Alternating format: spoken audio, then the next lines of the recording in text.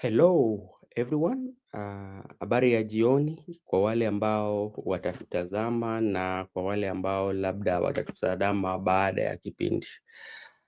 Kwa kipindi chetu cha leo, niko na ndugu zangu wawili ambao tutajaribu kuzungumzia yale ambayo yanachipuka kisiasa na vile vile matukio mbalimbali katika sehemu ambazo tunazo habari.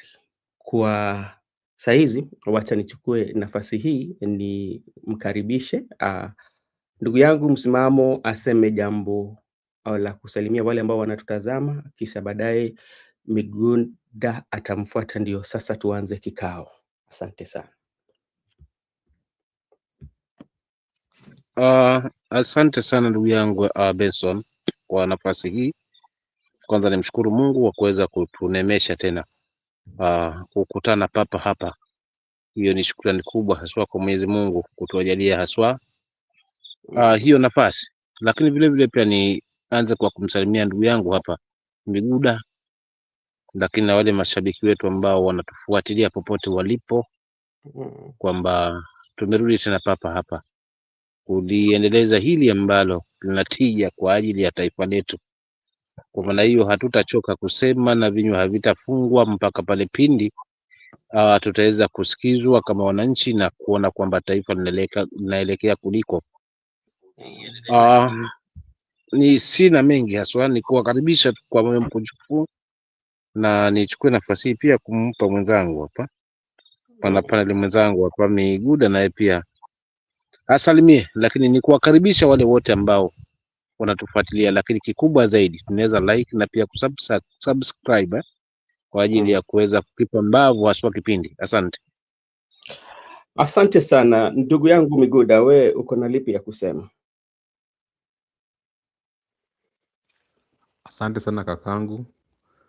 Mimi naye sina mengi sana ya kusema, ni tu kwanza kabisa nishukuru Mola kwa siku hii, na vile vile pia nitume salamu zangu kwako na kwa ndugu yangu Msimamo, na kwa wale wenzetu ambao wanatazama katika kipindi hiki, na pia kuwakaribisha nyinyi wote ili tujadiliane kuhusu nchi yetu na mabadiliko.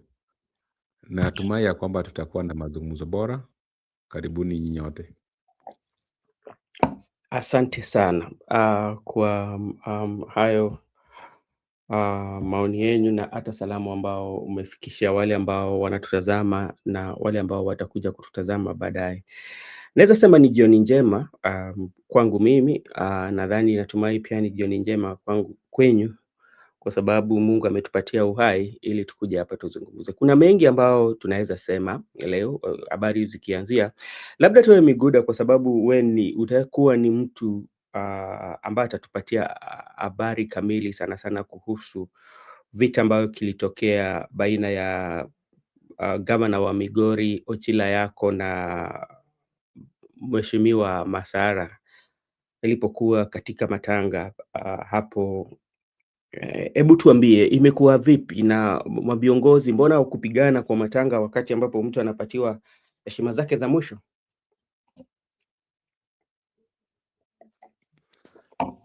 Si jambo mema kakangu, kwamba unapata viongozi wa eneo bunge na gavana wa county wanavutana mashati, wanapigana mbele ya wananchi, haswa kwa matanga. Na pale walikuwa wanapigana ilikuwa matanga ya yule marehemu, alikuwa mtoto mchanga, na ni tu mambo tu kidogo. Unapata ya kwamba kuna yule ambaye alikuwa anauliza gavana ampeleka pesa wapi ya wananchi. Pesa ambayo anafaa kufanyia wananchi amechukua kaweka kwa mfuko yake ya kibinafsi. Hapo hapo gavana alishindwa kujibu hayo maswali, na akajifanya mnyonge, akajifanya mpole, na mvutano ikaanza. Na isitoshe, unapata baada ya kuvutana mashati na kugombana kati yao wenyewe, baadaye wafuasi wao wakaanza kupigana pale popote walikuwepo. katika eneo jiji, katika eneo mbalimbali. Unapata kwamba unatafuta tu yule mfuasi wa gavana na mfuasi wa mbunge, wanapigana tu kwa wao wenyewe tu.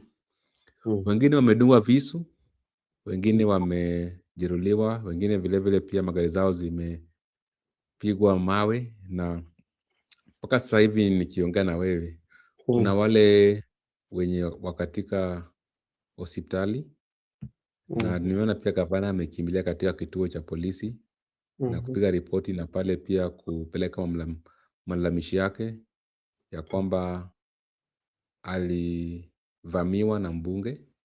Mpaka sasa hivi tunangoja tu mkondo wa sheria, na pia tunangoja wale wanaohusika katika usalama kutuhakikishia kwamba wale ambao wamejeruhiwa na vile vile pia wale ambao walikuwa wanaleta vurugu na fujo, kina nani watakamatwa, kina nani watashtakiwa, na kina nani watahukumiwa kwa matokeo kama hayo. Sasa mimi ningependa tu kusema tu si jambo nzuri ukipata kama viongozi wanapigana wao wenyewe. Juu unapata wananchi walichukua sheria kwa mikononi mwao, na wao pia vile vile wakaanza kupigana wao kwa wenyewe. So unapata watu wengi wameumia, na pia pengine unapata hata mtu mmoja za kufa ama watu za kufa juu pengine mtu anaweza enda hospitali lakini baadaye akufe. Sasa ningependa tu kukemea hayo maneno, na viongozi kama ni viongozi lazima ujue kwamba tuko na pahali pa kuuliza maswali. Tuko na pahali pa kuuliza maswali. Kwa mfano, unaweza uliza maswali katika county assembly, unaweza uliza maswali katika bunge, unaweza uliza maswali katika senate. Vile vile unaweza uliza maswali kwa njia mingi, lakini pahali pa matanga ambao wale familia ambao wamehofiwa wanaombolezwa, si pahali pa kuuliza maswali, na pia si pahali pa uwanja wa kisiasa. Asante sana ndugu yangu kwa ripoti murwa sana sana kutoka eneo la Migori, lakini kuhusiana na jambo ambalo ama hilo tukio si mara ya kwanza sana sana inampata Mheshimiwa Ochila yako sana sana ana Mheshimiwa Masara. Hawa ni watu ambao wameshusha sana hadhi ya uongozi. Unapata kwamba wana ubinadamu. Mimi naweza sema hivyo kwamba kwa nini nasema wana ubinadamu? Kwa sababu kama we ni binadamu ambaye ako na akili timamu, si vyema wakati ambapo watu wanapatiana salamu za mwisho ama heshima za mwisho kwa watu wao unakuja kuleta vurugu. Kwa sababu mimi najua bila kubatisha kwamba wakati ambapo walikuwa wanakuja kufariji familia ama pia kukuwa miongoni wa watu ambao walikuwa waenda kupatiana heshima za mwisho, walikuwa wanajua kipi kitajiri na walijitayarisha vizuri, na ndio maana walikuja na wafuasi wao. Unapata kwamba mtu amebeba vitu kama unasema visu na vitu ambazo kilitokea, ni kwamba watu wanajua vizuri kwamba wakiendea maeneo kama hayo kitu ambacho kitatokea ni vita. Na kama we ni kiongozi ambaye anaheshimu ama kiongozi ambaye anapenda imani ama amani, naweza sema, mbona sasa usisusie tu useme kwamba utume hata mwakilishi wako useme kwamba mimi kama gavana sikupata nafasi, gavana wetu hakupata nafasi ya kufika, lakini ametuma rambirambi zake. Vile vile na mheshimiwa mbunge pia angetuma mwakilishi wake, ndio familia wakuwe na muda mwafaka wa kupatiana heshima za mwisho kwa mwanao ama kwa mtu wao ama kwa mpenda wao. Mimi nakumbuka kabla sijapatiana rafiki yangu msimamo pia labda aseme 2-3 kwa hayo. Nakumbuka kuna wakati ambapo walikuwa nazika huko sehemu za Uriri constituency. Kulitokea vurugu baina ya Mheshimiwa Ochila yako and Mark Nyamita, na ukiona hizo kanda, yani unaona kwamba kwa kweli uongozi haina hadhi. Uongozi ambao sisi tuko nayo ni uongozi, naweza sema ni uongozi wa ghasia. Unapata kama viongozi ambao sisi tuko nao, naweza sema kwamba wanafanya vizuri katika ghasia. Sana sana katika maendeleo ni nadra sana upate kwamba wanafanya. Na hiyo ndio imekuwa mtindo wao, na hiyo bado itakuwa mtindo wao, kwamba wanaonyeshana ubabe si kwa mawazo nzuri ama kutatua yale ambao yanamkabili mwananchi wa kawaida ama yale ambao mwananchi wa kawaida anapitia tatizo, lakini sana sana unapata kwamba wanafanya vizuri katika ubabe, kupigana. Wafuasi wao vile vile pia ni watu ambao wako katika mazingira hayo, kwamba mimi nikikutana na mfuasi wa Mark Nyamita na mimi ni mfuasi wa Ochila yako, mimi hatutashindana kwa hoja, lakini tutashindana kuona kwamba nani atakufa wa kwanza ama nani atapata kujeruhiwa wa kwanza. Hiyo ndio kitu ambacho labda wanasherekea sana, na hiyo ndio nilikuwa nasema hapo awali kwamba kiongozi ama viongozi wetu wameshusha sana chini hadhi ya uongozi. Sidhani kama hii itaitwa uongozi, labda hao wenyewe wanajua. Ndugu yangu msimamo. Asante ndugu yangu Benson na ndugu yangu Miguda hapa, lakini pia niwasalimie wale ambao wametujiunga nasi na upande ule wa comment, kama Kawa, kama Dawa, Brenda na kuna Paul Siang ambaye hawa wanawakilisha vyema upande huu, wapokeza msimamo. Ndivyo nianze langu la ufunguzi. Naungana na kakangu Miguda kwamba na mimi nalani haswa haya makonde yaliyotokea machoni kwa wananchi, machoni kwa waombolezaji, lakini vile vile katika kiwiliwili cha ule mwenda zake ambaye ni kijana mdogo. So huzuni haikuwepo, simanzi hazikuwepo, lakini pia roho ya kufariji haikuwepo katika hawa viongozi, na si jambo la mbolea kwangu, kwa sababu kiongozi ndio jicho la wale anaowaongoza, na akiwa jicho, basi kimtazamo wangu nao lazima aishi katika maadili. Ukikosa maadili, basi ni sifa mojawapo ambayo inakushusha hadhi kama kiongozi. So kuna maadili ambayo unajifundisha lipi la kuweza kuongea. Kama una dukuduku lakini unataka kumpiga mwenzako jiwe, zipo lugha tunazisikia za kisiasa, mtu anabandika lakini na yule pia anapata nafasi ya kupangua kivyake. Hiyo ni kawaida, ni kama jambo la lipo, lakini sio hivyo sasa hivi. Yeah. Hizi lugha ambazo zilikuwa zinatumika na kina mzee wetu Raila, maana Raila alikuwa hawezi kufesi hivi na hivi na hivi, anaweza bandika kitendawili itega,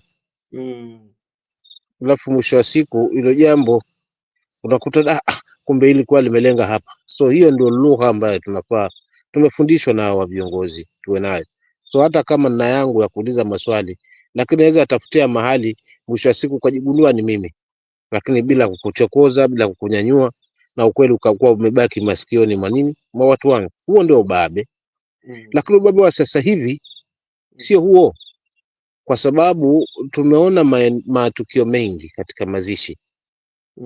Na sasa hivi mazishi mengi yamekuwa ni ulingo wa kisiasa, yameruhusiwa mwanzo wa kiongozi wa taifa mpaka kwa hao wengine wote. Yani sasa hivi mazishi ni ulingo wa kisiasa. Hakuna mazishi Kenya hii ambayo siasa inatembezwa hapo. Na alafu sasa unakuta maneno wanaogombana sometimes. Unakumbuka hili nalikumbuka yale makonde ya Arati na Osoro, kama tunakumbuka.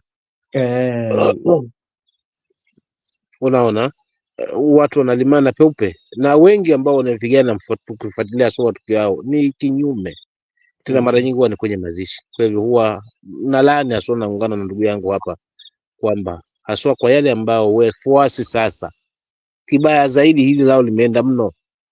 Unajua bora wangelimana makonde, ile mwingine akawa chini, mwingine juu, miguu juu, tukajua pia mume nani hapo. Alafu kila mtu akachukua koti lake akakukuta vumbi, alafu akatafuta mahali akakaa. Lakini kibaya kinachonikera mimi ambacho nalani vikali ni cha wafuasi kwa wafuasi, watu innocent ambao sasa mwisho wa siku wanachinjana, na ndio mwisho wa siku wao ndio wanategemewa kutafuta kande jioni. Watu wale wao ndio wanategemewa watoto waende shule, na wamelimana makonde, wametia na visu.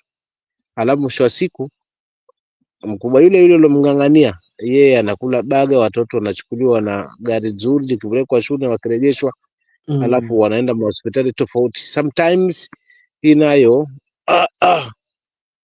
ni mno kwa wafuasi wetu, kuwapa matumaini kupitiliza, kuwapika visivyo, misimamo ambayo na misingi ambayo sio. Kwa hiyo mimi nalaani kabisa, nasema hakukuwa na ukomavu wa uongozi na ni utoto, na ingekuwa zama zetu zile ulikuwa tukanyani sisi kwenye kuchunga bwana, ukiangusha tunawacha mnapigana makonde. Sisi tuko hapa kando kando, tunahakikisha hakuna mtu anaingia hapo, tunatafuta mume ni nani. So hao wangepata vichwa maji wakatolewa kwanza, wakazingirwa, wakalala na makonde, alafu tukajua nani bibi. Lakini kwa la kumaliza kabisa, na nchi katika nchi ya sheria, so nadhani sheria itafanya mkondo wake na kila mtu atajieleza kipi kimejiri, nani ameanza mwenzake, ili haki haswa ikapata kutendeka. Asante, mimi nitamalizia kwa hapo kaka. Asante sana. Unajua, Miguda amesema kwamba kuna sehemu ambazo labda zimetengwa maalum labda kuuliza kiongozi hichi na hichi. Ni vizuri, inanikumbusha kuna siku moja nilikuwa naongea na bwana fulani, akaniambia ukitaka kunitongoza, alikuwa anasema ukitaka kunitongoza tumia njia nzuri ya kunitongoza. Kama nanuka mkwapa, niambie kwanza, bwana we unanuka mkwapa, chukua sabuni kaoge. Unatumia lugha mzuri, si kwa dharau. Kama mheshimiwa sana sana Masara alikuwa naona kwamba mheshimiwa Chila yako afanyi kazi ambayo inafaa, kuna njia mengi ama njia mingi ambazo unaweza tumia kuhakikisha kwamba umepata jibu sawa, kwa sababu sehemu ambayo alikuwa anahutubia ama sehemu ambayo alikuwa anauliza swali kama hayo haikukuwa sahihi. Hapa tumekuja kupatiana heshima za mwisho kwa familia, lakini unapata kwamba tunaleta mambo za siasa, kwa sababu unapata mara mingi maviongozi huwa wanajua sana sana kutumia hisia za watu, kwa sababu unabebesha hisia za watu ndio watu wafanye jambo ambalo haifai wafanye. Tusemi kwamba alifanya kitu kibaya kuuliza kwamba pesa zetu ziko wapi. Alifanya jambo nzuri, lakini alifanya maeneo gani? Ni maeneo sahihi ya kuuliza swali kama hayo? Hiyo ndio jambo ambalo labda tu au maviongozi nawaambia kitu ambacho maviongozi wetu wametuangusha sana ni kwamba hawajawahi sana sana kupatiana hadhi uongozi. Ni kwamba uongozi ambao wanatupatia ni uongozi duni ambao unapata mara mingi inatawaliwa na ghasia na kupoteza maisha.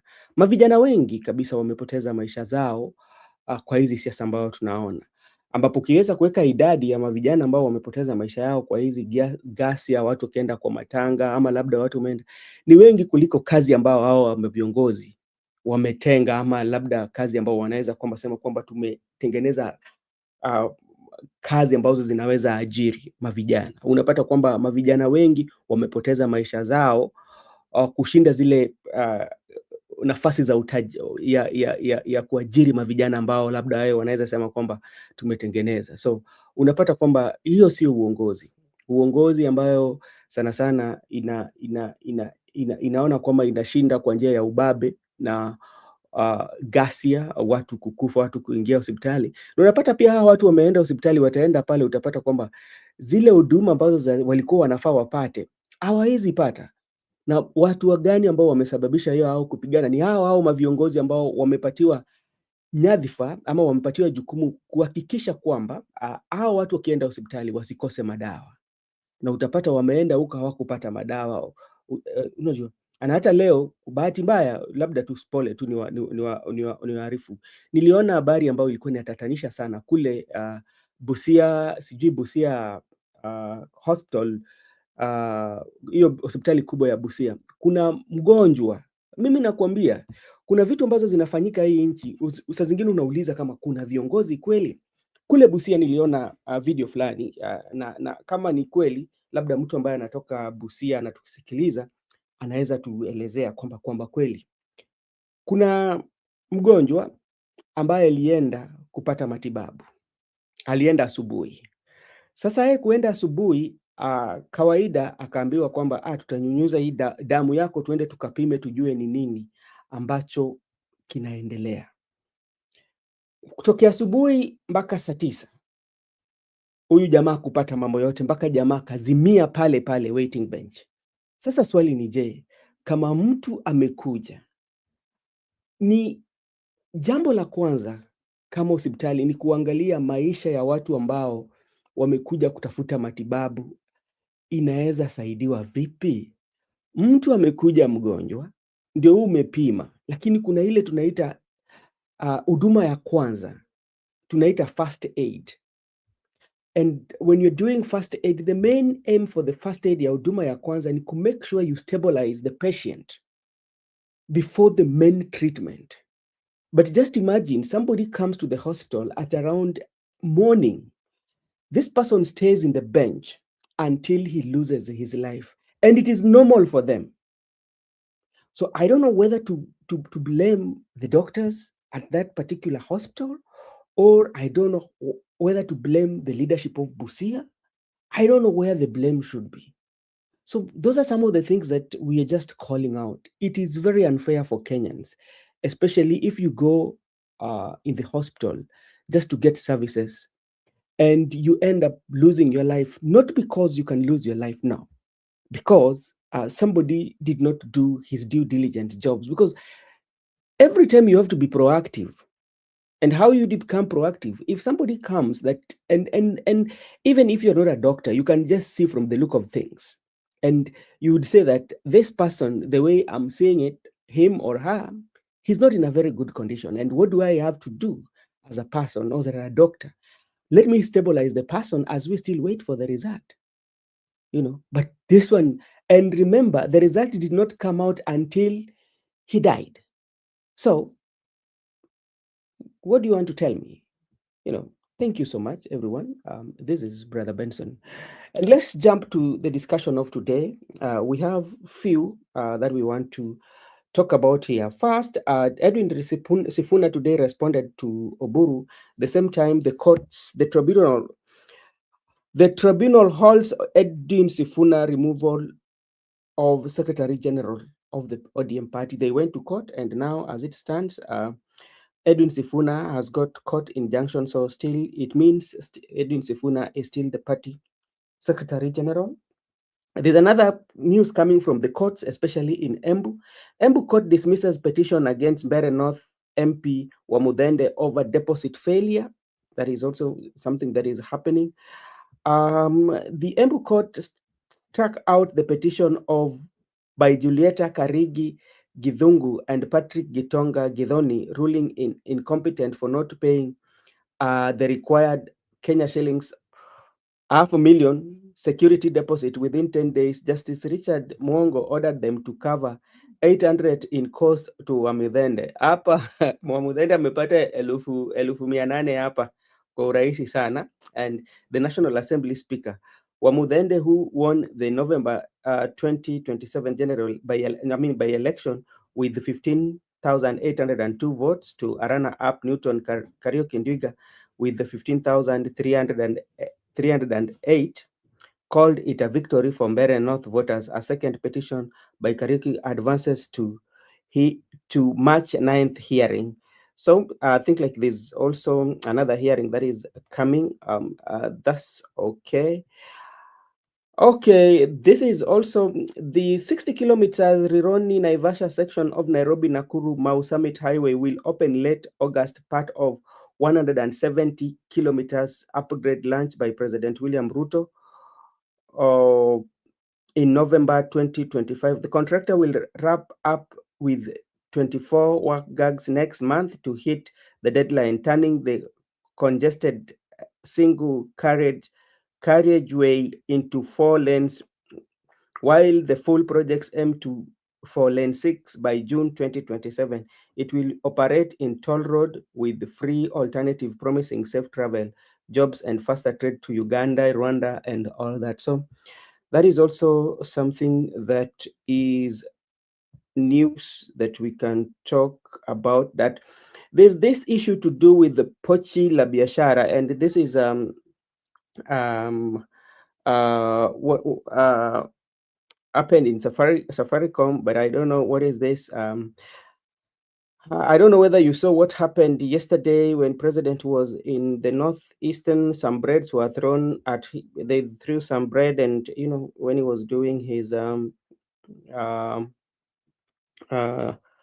Nyota Fund, somebody here by the name Master Desh. Mr. Ruto, why can't you find yourself a job abroad and let Kenyans elect someone who will create for them at home? Okay. Hao ni watu wetu wa Twitter. So that is what is there. And also Sifuna still insisting that the only reason why he was expelled from the party is because he's not supporting President William Ruto. So let me take this opportunity again and maybe to give Miguda to weigh his thoughts on what the press by Sifuna today, and also the presence of Winnie Odinga in that camp. What message does it send? Miguda, please. Okay, I also saw a certain young man who approached Mr. President from behind when he was addressing the public, and the ADC of the president almost rescued Mr. Ruto. Have you seen that clip? Yes, I saw it.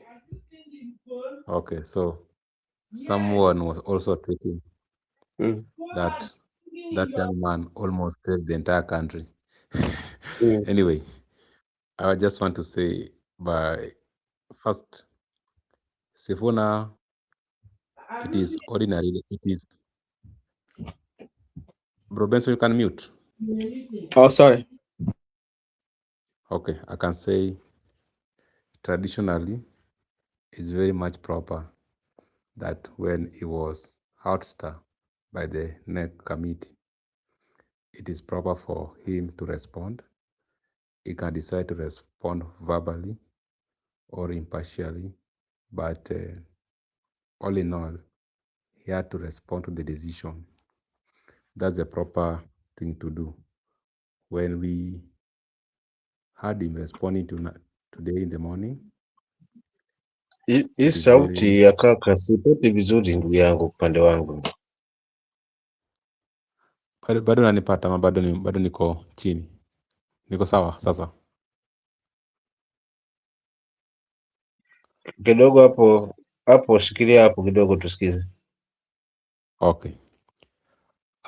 I started my statement by saying it is always proper for someone to respond, because when he was relieved by NEC, there were some citations that maybe he has been alleged of contradicting the statements which has been arrived by the NEC going forward.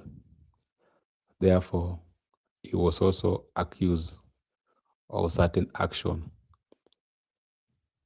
People expected him to respond, and he responded also pointing reasons why NEC arrived into that decision. By one, he stated that the major reason why the NEC decided to relieve him unconstitutionally is because he has refused to support William Ruto, and he has made it very clear that he is not going to vote for him. They are coercing him to support William Ruto, with which, if he fails to do so, they cannot allow him to hold positions into their party. The response are very clear. Later they moved to court. The tribunal also halt the removal of Edwin Sifuna as the SG for ODM, citing that it was not properly conducted in accordance to the rule. When you saw faces from the daughter of late Raila Amolo Odinga, when you saw that face of Winnie Odinga, to me, Winnie Odinga is communicating to the public that this is the right man who is being crucified here because of his stand. And if my father could be alive today, we could be here in this press, not on the other side. I'm entitled to my opinion. I want to state the following without any fear or contradiction. I believe that there might be issues with ODM, but I believe that there's a problem. The ODM of Junet Mohammed it has been bought. It is not the ODM of Raila Odinga, because the person making the decision right now is the current president. He's making the decision of deciding who to become the SG, who not to become. He's making a decision on how to convene a NEC meeting. He's making a decision on how to kick people out, because anybody who's having contrary opinion, not supporting the current regime, has been shown the red flag. To me, that is a very persuasive move to me, that it is not being controlled by the NEC. It is being controlled by somebody somewhere else. But things are still okay. 27 next month, there will be NDC. If they call it or not, we don't know. But the struggle must continue. Like I told you yesterday, all these are just political witch hunt. People have been there before, but we know the end game. The current people who are chasing Sifuna, very soon they will shut the door. Like I've told you currently, of late, you have not seen the Kikuyu lawmaker on the limelight. He's missing in action. But some months ago, he was the person defending Kasongo. It's very clear that Gachagua also defended Kasongo. Today, Gachagua is out. What makes you think that the Wanga team will not be shown the door? Just a matter of time, they will be shown the door, but the new team that is going to group against this current regime are going to be the darling of the people. I want to maintain my statement that personally, I don't have any issue with the two teams, but there are things that must be said clear. And I want to say this today. If you look at the ODM Junet, they are attacking Uhuru Kenyatta of previous election. I have a simple question to ask. Sifuna was kicked out because he has made a decision not to support William Ruto. Instead of attacking Sifuna on those issues, they are now attacking Uhuru Kenyatta. But the UDA members of parliament, or the Rift Valley members of parliament, they are not attacking Uhuru Kenyatta. Why do they want to bring enmity between ODM and Uhuru Kenyatta? You know, when you attack Uhuru Kenyatta, you attack a certain community at large. When you talked about ODM, you refer to a certain community at large. This issue of bringing enmity between two communities at the benefit of the president, that one will not work, because what is the agenda of Uhuru Kenyatta in removal of Edwin Sifuna? And if that is the case, must Uhuru Kenyatta be at the agenda for the ODM rally? Because today the entire rally was about Uhuru Kenyatta.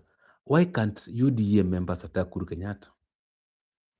Why can't Rift Valley members attack? They want to use ODM, but I'm glad because it's Junet who was attacking Uhuru Kenyatta. So Junet is hiding to be from that community where ODM is having majority of the members of parliament, but he is not. So when he's attacking the former president of the previous actions, what is this that they are trying to show us? That there is a beef between the community A and B, and the people who have been attacking a shower of tribalism. Why do they want to manufacture an non-existing enmity between these two communities? Because for one person to benefit, we must look things beyond what is there, because that is my view. You are being used, you are being commanded that when you arrange your rally, this is your agenda. Because they know very well the young Turks will not discuss the agenda being manufactured from State House. So they have decided to use the people who are weak to do so.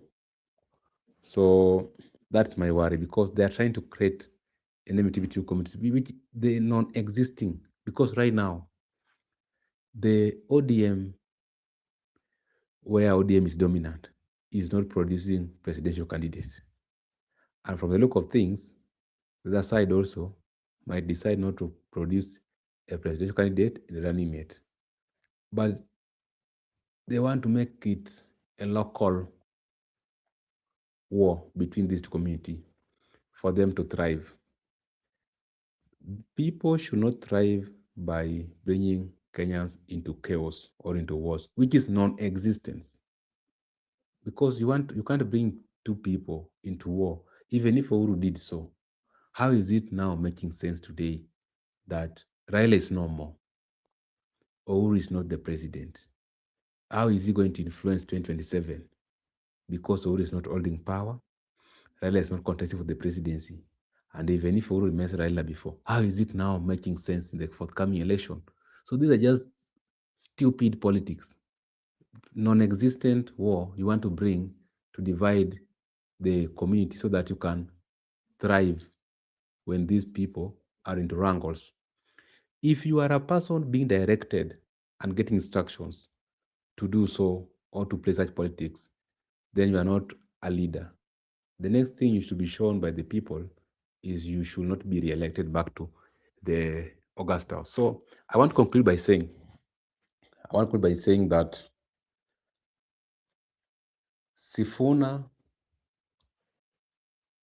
remains SG as per the constitution, as per the court, but as per the action and movement, the Oburu wing has moved on. They don't recognize him as the SG. So we just have to live with the reality and move. But most importantly, you have asked me about the issue of Winnie Odinga. Winnie Odinga, to me, it is very now open that the people he can trust and work with going forward is the Sifuna team, not the other team, because they don't have the people. Back to you.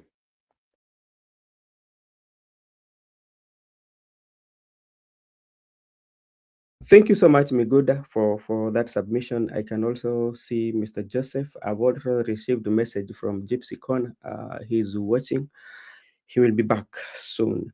Before even I invite Musimamo to say and Joseph to say one thing, one thing that the wing of Oburu Odinga has to deal with, because they're doing things in hurry and they do not have proper messaging. And countless times they've contradicted, especially Oburu have contradicted his statements several times, and that one would give you a view that things are being done in a hurry, such that they do not have even time to discuss the issues or issues that they want to do. For instance, I want just to point out, if you're very keen, yesterday when he was addressing the about Oburu talked about their win was stolen. The victory of ODM was stolen. Who stole the victory of ODM? He talked about the victory of ODM was stolen.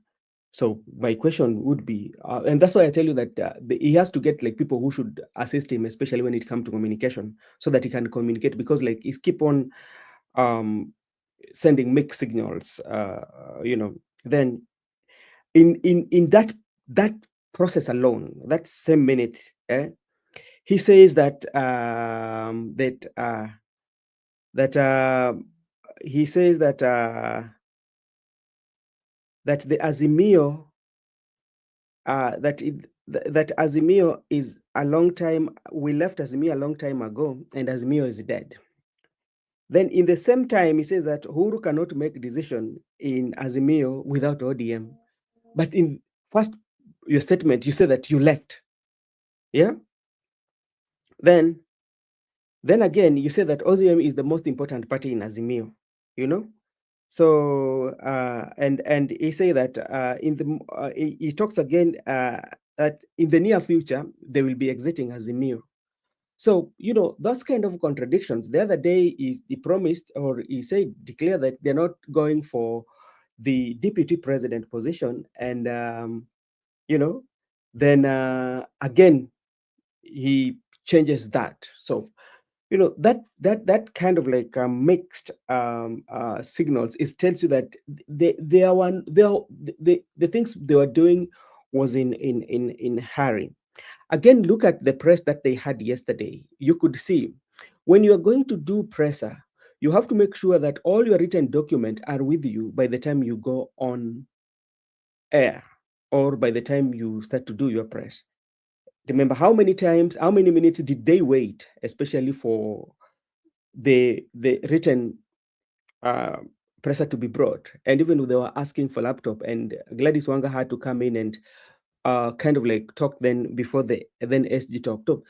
There was that kind of confusion, but that is not the case. And today's presser, there's so many things that we learned.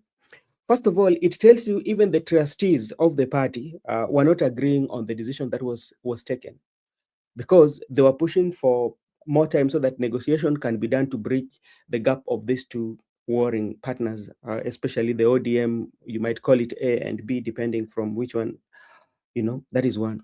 Secondly, it also emerged today that the decision that is being done by Oburu, according to Ostosi, these are not their decision. The decision is coming from State House, because that is according to Ostosi. He said that, okay, when they had a meeting, Oburu came with Junet, and they discussed and they agreed, okay, now we have to give ourselves time so that mediation should continue to bridge the gap that is between the party members. But in the same breath, immediately after leaving the meeting, they went to State House. The following day, they were in Mombasa.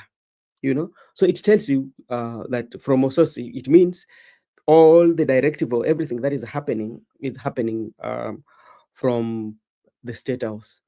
And if you want to look at this journey of ODM, where the things now seems not to be adding up, is about everything from the time installation of the Right Honorable Prime Minister. For the time of installation of Oburu Odinga to the time when even now they've made that NEC resolution. There are so many red gaps or red flags that everybody can point out, and it seems that all is not well. And for them going forward, I think I tend to agree also with what everybody is saying, that ODM is dead, because I don't see it coming back. Hey, Mr. Joseph, how are you doing? Yes, hello, Brother Benson. Can you hear me? Very clear. How is your evening, your day, your night, depending from where you are listening? Yeah, my day has been good. I'm fine. I think Miguda is talking like somebody who's already beaten. I don't know why he sounds so low. Maybe he's tired. I hope he's not beaten down. I want to first say hi to Judith. I saw alikuwa ameniambia hi there. So, and everybody who is watching. As an analyst, maybe of politics, I love so much to delve deeper and to understand from other analysts also and other people, so that I can be able to get my analysis kicked off well. Yesterday I was listening to some analysis that was being done by a certain guy. I will not name his name, maybe because of either issues, maybe copyright or something.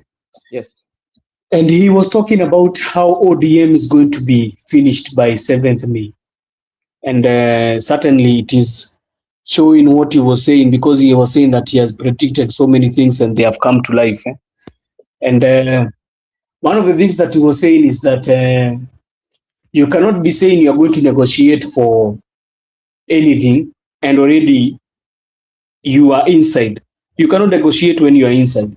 And those are the certain things that happen to the likes of Akina Wamanyoro, the one we call Rigathi Gachagua, because certainly he went to negotiate, and he also keep on reminding us that he went to a wedding with a bus which was not theirs.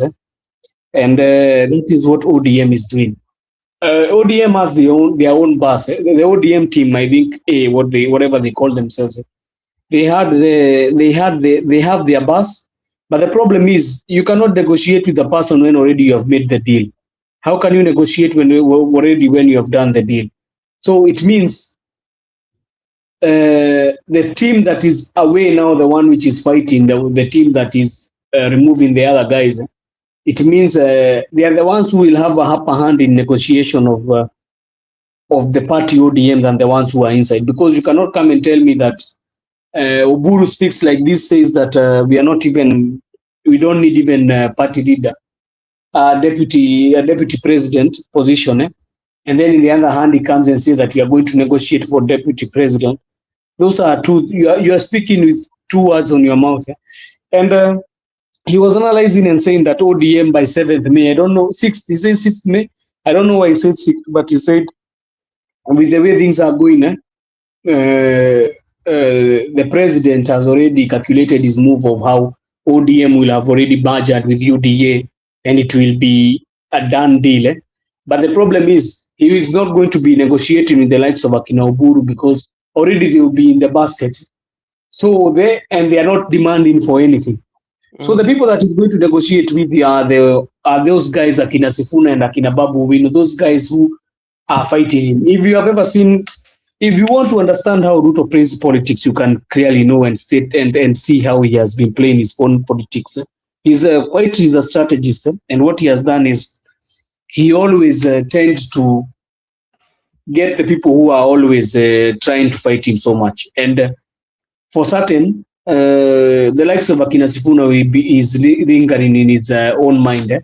And the likes of Akina Oburu, they are not now a threat to him. So already they are in the basket, and he can wield them the way he wants. Because even from the certain quarters that we are hearing that the meetings have been held in State House, and that they have been, the directives have been coming from State House, it clearly shows that those guys already, the deal is done, and it's even they cannot negotiate for anything. So I was listening to this guy, and I liked his analysis, and he was talking about Sifuna and how he has been of late been a person who has been a thorn in the flesh of these guys, and certainly he was asked if Sifuna and the team are going to be very strong, and clearly stated that by the road to next year, Sifuna and the team will be very big politically, because it means if they start this Linda Mwananchi forums they are going, it will be another game changer for them. But I would like to talk about Azimio, because it is not clear or certain, because you cannot come here and tell us, you cannot have your cake and eat it, and you come and tell, and you cannot have your cake and eat it, and you come and tell us that Azimio, you are in Azimio, you wanted discussions to be done, but unless you are telling us you are not in Azimio, who told Oburu Odinga that ODM had left Azimio? Because he has just been put a secretary general, a party leader the other day, even if he has not finished 3 months since he has been in office, and he has started saying that they left the Azimio coalition. When did they leave Azimio coalition in the first place? Which date? Because it has not been gazetted. Then if they left Azimio, it's well and good. They're supposed to relinquish the party membership they have in parliament. Because if it means you have let out Azimio, it means because Azimio coalition is the one registered in parliament with the minority, it's not ODM, it is Azimio coalition, because it was the second leading party. If they are going to go in terms of UDA, ODM, and the other ones, is okay, well, then they can still go at it like that. Yeah. But right now, you cannot tell ODM. ODM is going to have joined the broad-based and they are going to be in government. So we need the opposition who are going to be the likes of Akina Wiper, the ones who are going to be the official opposition.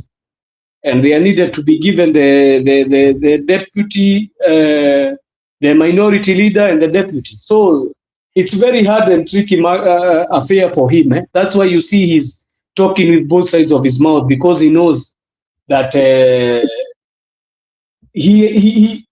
I will not say even he's lying to people, because with the certain things that he's talking about, how ODM, I don't know, they did what they are the majority. Yes, we believe they are the majority, but how are you saying now? Have you known that now Uhuru Kenyatta did not help Raila in garnering the presidency? We have been here. Why did you not bring those things up when Raila was still alive? You know, one thing that I also learned from that guy is that if there is a politician who is ever lazy in ODM, it is the likes of Akina, it's the likes of Oburu Odinga. He has been a person who has been carried all through by his brother till now where he is. Even the senatorial seat for Siaya, he himself, his brother carried him all through. But you can see in turn the legacy and the ideology of Raila Odinga, because the legacy and the ideology of Raila Odinga was one. Only one. It was fighting for the people. That was his ideology. There is nothing else. Even no need to talk about democracy, no need to talk about elections, and what have you, the other things you want to talk about. The only ideology I knew Raila Odinga had, and we are happy, because even right now as we are talking in this studio, Brother Benson, it is the struggle of Raila Odinga and other youthful leaders like Akina Orengo that have brought us to here. I have not seen Oburu Odinga in this fight, Brother Benson. Let me assure you, I have not seen him in this fight. And from 2013, I've seen 2017, I've seen Sifuna in the struggle. He has been in the struggle even when there was Sufuria movement. I saw Raila being tear gassed. Even 2022, 2023, I saw Raila being tear gassed. I never saw Oburu Odinga in that convoy. At least even I saw Winnie. I have never seen Oburu Odinga attending even those meetings and doing all those things. But now he's pretending he's the big man. He can be able to do all these decisions by himself. But certainly, one thing is for sure, you can do whatever you want, but when they call for that NDC, let them hope to God that if they pay those guys, you know, they are going to, certainly they are going to pay people so that they can be able to come and kuvuruga your NDC, because you see even men in black coming inside. I know for certain. And what I can tell, what I was thinking of telling Sifuna, I know he has his own advisors, but what I can certainly advise him is, I think he should let it go. Because if they don't want him, they don't want him. Even though he stays there as the Secretary General, they don't want him for certain. It's okay, he has fought the war for ODM, and it's good. He can go outside and still fight the war. The party is not anything, Brother Benson, as we have seen from Raila Odinga. The party is nothing. The person is the person who is supposed, the voice is the person. Raila Odinga had how many parties in his political life? He had the likes of Akina LDP. Yeah? He had the likes of Akina, even he was in Kanu at some point.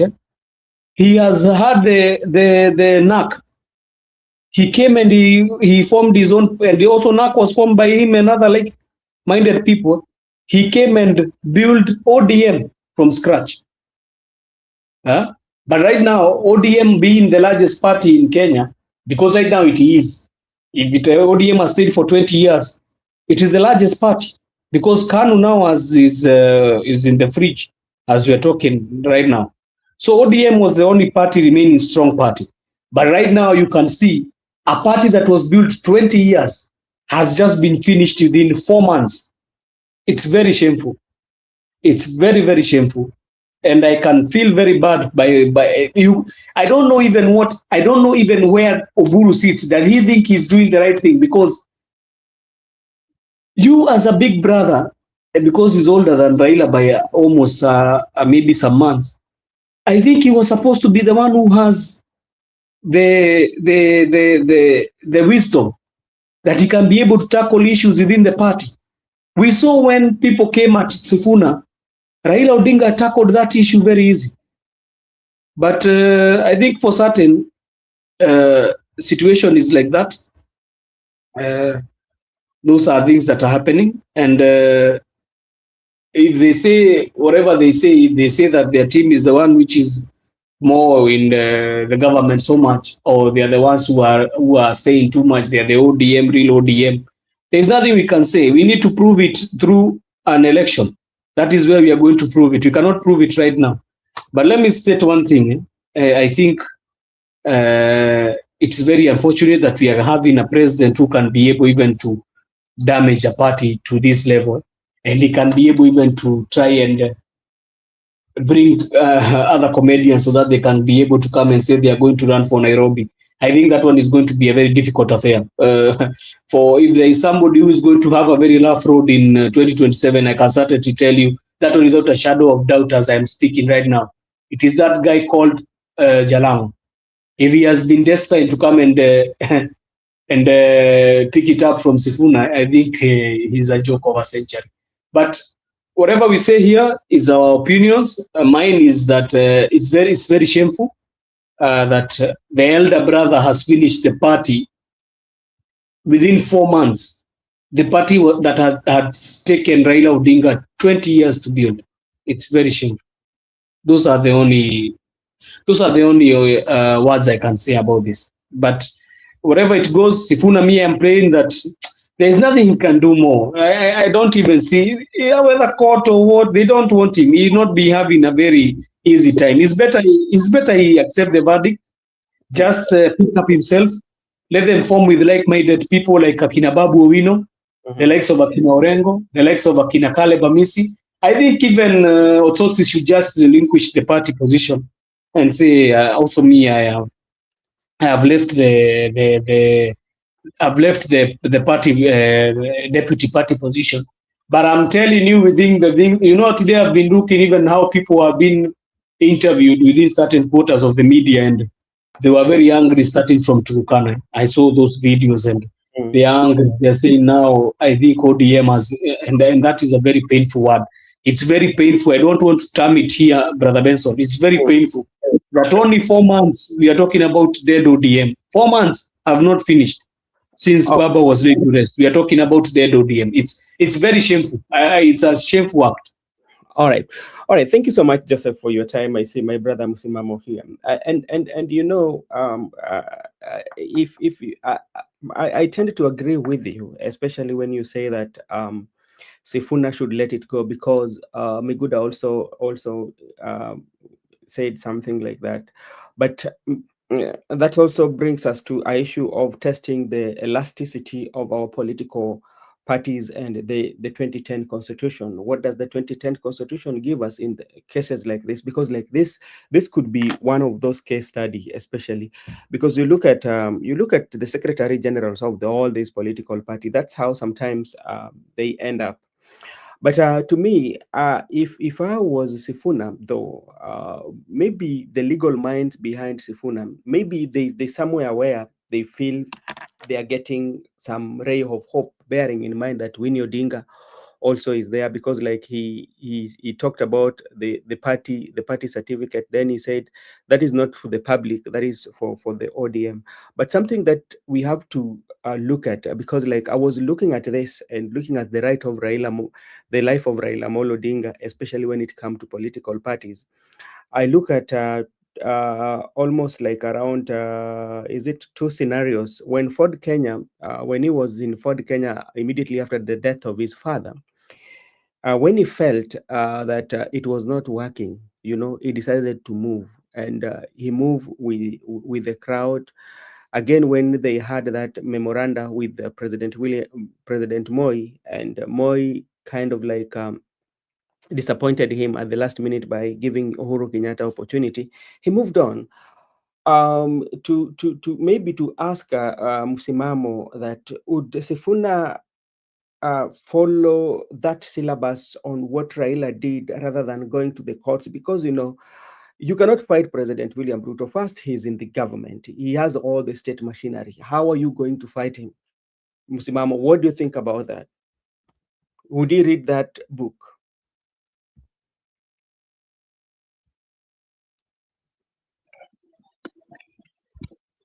Asante ndugu yangu Benson, Yeah. Mark, Joseph, Bigula na wale wanatufuatilia. Kiukweli mimi nasema kwamba mtazamo wangu, Sifuna angeendelea na safari yake tu. Kashatolewa, kubali, kashatolewa. Mawazo yake si yake tu. Vita hivi vyake anavyopigwa tu si vita vyake tu, ni vita vya wengi.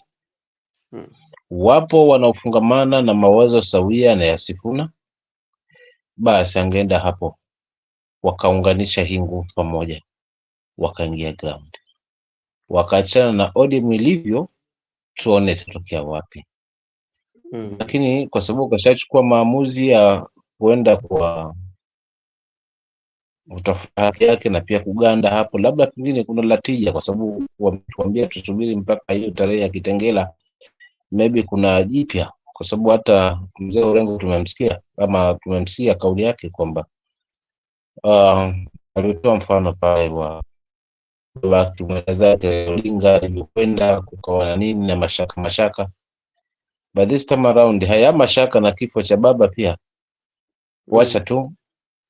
So katika hilo kwamba kuna vitu vingi huenda tukavipata baadaye, hususu pengine hatua chimbuko la kifo cha mzee wetu Odinga, whether ni cha Mungu ama kuna mambo yalipangwa, maybe katika hii furukuta tutafurukutishwa mambo mengi ambayo tutaweza kuambia ambayo iko chini ya maji. Lakini kila ilivyo, bado pale pale ushauri wangu mimi, yashamwagika hayatazoleka, kwa sababu wao wako mbiona kule Lamu wakijaribu kuongea na wananchi, na pia wamestick zaidi kwa 10 point agenda. Wakajaribu kurai pale wamama, wakajaribu kuzungumza yale wamezungumza kwamba wamama watapata haki sawa. Kwa hivyo yale yaliomo ndani ya inadequate report kama vile masuala na compensation na kadhalika. Sasa swali langu likanajiuliza, wanaiba hii injili, na katika mkataba ambao umewekwa haswa wa maagano wa hao waliotia saini, ambao ni mwenda zake mzee na kiongozi wa kwamba utaishia mwezi huu wa 3.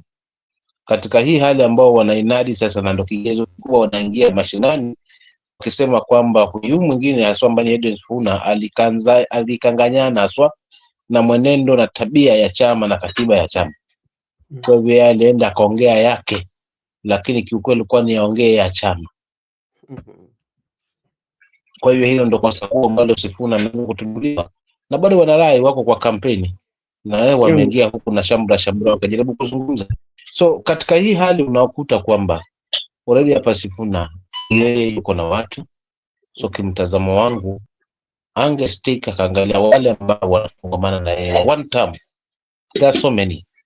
Ingia hapo, ongezeni hiyo nguvu hapo, kwa sababu the more mna strengthen hiyo nguvu, the more mna weaken, mnamweza mnamlemaza haswa huyu mpinzani wenu. But for instance pengine wachukuane sasa Young Tax, Babu Wino na wale wengine vijana wa sasa, tunatengeza vuguvugu letu ama vuguvugu letu, kwa sababu tumeona kwamba sasa hatutatendewa haki huku, baadaye kule mbele twendako bado still tutakuwa tuko pale pale kwa mtoto kumuita mwana, ama kwa kuchukua mzigo kwa bega kuregesha nani kwa kichwa kuregesha begani na mwili ni ule ule. Unaona, kwa sababu tutakuwa kuna mvutano, hawa wanafuata hawa wanafuata hawa, so mwisho wa siku tutampa mwanya huyu ambaye tunashinda naye. But jambo zuri arudi na wenzake wote, akaribishwe na viongozi wale wengine ambao wako na maoni naye sawa, wakae chini ameweza wapange na wachana na ODM jinsi ilivyo, kwa sababu Oburu kashaiuza na kashakubali haswa kuuza chama kwa bei rahisi. Kwa hivyo wafuatane, kwa sababu Winnie hata akiwa pale, yule ni babake mkubwa, kashafanya haya. Mama yake yeye kashapua doketi. Sidhani kule mbele kama atakuwa sikio alafu azidi kichwa, ama ageuke kuwa nazi ashindane na jiwe. Kwa hivyo kwa hali hiyo tu ndo ambayo inanipa mashaka mimi upande wa Winnie. Asante, huo ndio ufunguzi wangu. Okay, asante sana msimamo. Yes. Naweza jibu swali imeulizwa hapo na Sima Pole kabla Marco Bura ameingia. Amesema kuwa PPRD has ignored the removal of super SG. Wacha ni mjibu kwamba PPRD waga inatekeleza mujibu wa vile rais anasema. It is the political parties something I think ndio waga inasimamilia mambo ya vyama and it wills to within the power of the president. So even when he's doing this, he knows clearly what he's doing. He's trying to bring now a war direct at the footstep so that ODM can disintegrate even further. That is what it is being done. There is nothing short of what we can see. These are just PR statements from the political parties registrar, and I don't believe in anything she said, because anything he says, because we have seen in certain quarters when even parties were trying to be formed, even in 2022, that lady, the one who was there, I don't know who is now there, the registrar, I don't know is who right now, but we could see that the president had, after 2023, the president had so much power within that registrar, and I don't think of anything they can do. So he's just trying to muscle up and show that kuna ka democracy kanafanywa hapo, lakini he's trying to bring the fight to the doorstep so that they can be able to disintegrate further. Unajua wakiendelea ku disintegrate hivyo, we are hearing stories of even Junet saying we are going to have those stories of how even the 2022 election was done and how the problems that came in, so, and how even Uhuru and the other guys were involved. So I think Ruto is playing a hand in that. Okay, all right, thank you so much. And also, if you listen, and I usually tell you, be very, very, very keen, especially when you listen to some of these politicians. Their main aim is to divert your attention and elicit your emotions. And if you're very keen, if you listen to what Junet Muhammad said about watu wa Western, kwamba nyinyi watu wa Western ndio mnaharibu vyama vya watu. If you say like that, what does it mean? And I can see also our brother here said something that this is his thought. I tend to differ. Sifuna must make it messy, noisy, and desirable for ODM for foreseeable future. I agree with you, but now when you talk about ODM, what is left in ODM? Because remember also somebody that you're dealing with, you're dealing with President William Ruto, because like from what Orengo was saying, that there's quite several meetings that have been held in Kilgore's home with the same people, and also few in State House. So it means what is happening in ODM is not something that started the other day. It started the very moment that the Raila Raila had his last breath. And that's where everything started. Because remember, if you are in an institution, we've always said this, Joseph here and Makobura. Let's take in an organization, where you have organization, we have the party leader, then we have the two party leaders, or the three party leaders. The three party leaders. The three party leaders.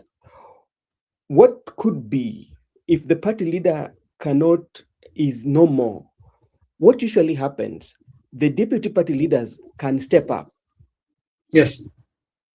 Just to like what they did to the Secretary General. The deputy took over. Yeah, the deputy took over when they expel him. Yeah, the deputy took over. That is usually the norm of various organizations, that the immediate leader after the party leader would take over to oversee maybe transition, or in the process, what usually happens where constitutional matters are required, you find that the deputy will be elevated. And look at what happened when Magufuli died. I was listening to one of the generals. He had an interview, one of the immediately few months after the Magufuli, and he has already retired. How it they had to consult as the army officers, because like they're the commander in chief, you know, when the command, they're the people in the military, and immediately the commander in chief dies, who usually takes over? Yeah. And not only even in the presidency, Brother Benson, Yeah. also in party politics, because In politics. Magufuli was a CCM party leader. Yeah. So who took over after Magufuli? It is the deputy who was this lady Samia Suluhu. She took over the reins of power in the presidency, and also took the reins of power in CCM as a party leader. But before taking that and coming even out to relay the message to the nation that Magufuli is no more, there were so many discussions that took place. If you go and listen to that interview, it will tell you, among other considerations, were that she's a lady. How is it going to happen? Because it was something that was very new in Tanzania, and very new in that regime, that has never happened, whereby a president dies and you have a deputy president or a assistant president who is a lady. How is this one going to happen? And that could have happened, especially with ODM. You know, they could have waited. Remember, before even the body of the Right Honorable Prime Minister arrived home, everything was already been done. You know, Sifuna talked about it. They had already found the party leader. They have already found the party leader. They did not even have time to call the members of the public, because it was true that Raila has died, yes, but it is also a norm just to call the people and tell them, now we want just to convey our condolences as a party, that our party has died and this is what we are going to do. That, put that one aside. Also come on how the Orengo is talking about, and Sifuna also, Orengo talks, and Sifuna also has said that there have been talks including Winnie Odinga, Mama Ida, and the trustees. And what I came to realize today, Nyong'o is a trustee, Orengo is a trustee, Wako is a trustee, which I did Fred not. Gumo. Fred Gumo is also a trustee. Yeah, Fred Gumo is a trustee. Oh, I know Amos. He's a trustee. Oh, I know Amos Wako, I know Orengo, Nyong'o. Also, Fred Gumo is a trustee. And I saw them with Sifuna, Sunday. And even today he was mentioned his name. Okay. So it means that ODM, from the way things are, everything is divided, including the trustees. Maybe the trustees who feel like, okay, the wing of Junet Mohammed is okay, the wings of Wanga and the one for Sifuna. But from all indication, it means the wing of Wanga and Sifuna, they've taken the advantage that they are with the president, so anything can happen. The power, you know, so they decide to drive whether they want. You know why I want to differ with Park? It is one thing. I want to ask a very genuine question. What do you think is going to happen in the NDC on 27th March? That will be war. It will be war. Sifuna cannot be able to. They will have, even if it is paying people, so that they can be able to bash him off. And I'm telling you, even if it is not right now, even during the NDC, they are going to make sure they have kicked out Sifuna by force. Even Sifuna himself came and told us it is war. Himself said they are not able to talk now on ideologies and ideas. Now they have gone to war. And let me tell you, there are some things you always check and you see if it is a losing battle you are fighting, Brother Benson. And certainly for sure, Sifuna in the NDC is going to be kicked out. Because me, I just want Park to answer me just that question. What does he think will happen in NDC of 27th March 2026? what will happen? Because that is a question that is needed to be tackled, because there is where they are going now to formulate how they are going to have the party leader now as the party leader, where they are going to have the SG who has been changed as the SG. That is where they are going to discuss these issues as at the NDC. Do you see even Sifuna being allowed in that auditorium if they are going to be in an auditorium? It is so the only thing I see Sifuna has been left with is he can only may be able to do this Linda Mwananchi campaigns or programs. Those ones is the one he has been left to do, and he can be able to sensitize people. And now wait till the full verdict is given in 10th August 2027, or is it 11th? Because it will be a day after. Hello, Marco Bura, where are you at?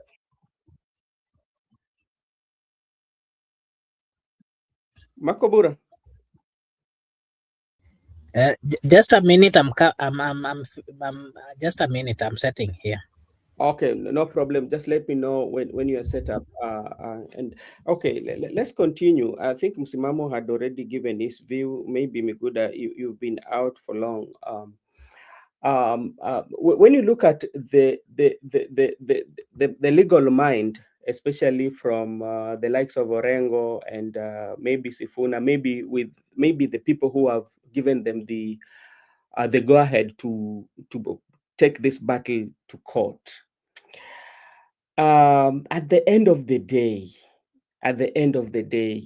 do you think they might win or of the people? Because like what also is going to happen, apart from the courts, the courts of public opinion, there's what we call political transaction that you cannot go away without mentioning, whereby the people will be given money so that everywhere that Sifuna goes, especially, he will not have a chance to address anybody in Nyanza. That every time he goes there, that he will always get those, because it has happened, even President William Ruto, when they were not agreeing with ODM, then he was not able to, even to, if he goes to Kondele, gari yake itakuwa itapigwa. Remember Kalonzo Musyoka, when differed with Raila Amolo Odinga, he took long time before going to Nyanza. What about for Sifuna? How will he win this? In the public opinion, that enmity will be there, and in the courts, how is he going to win that?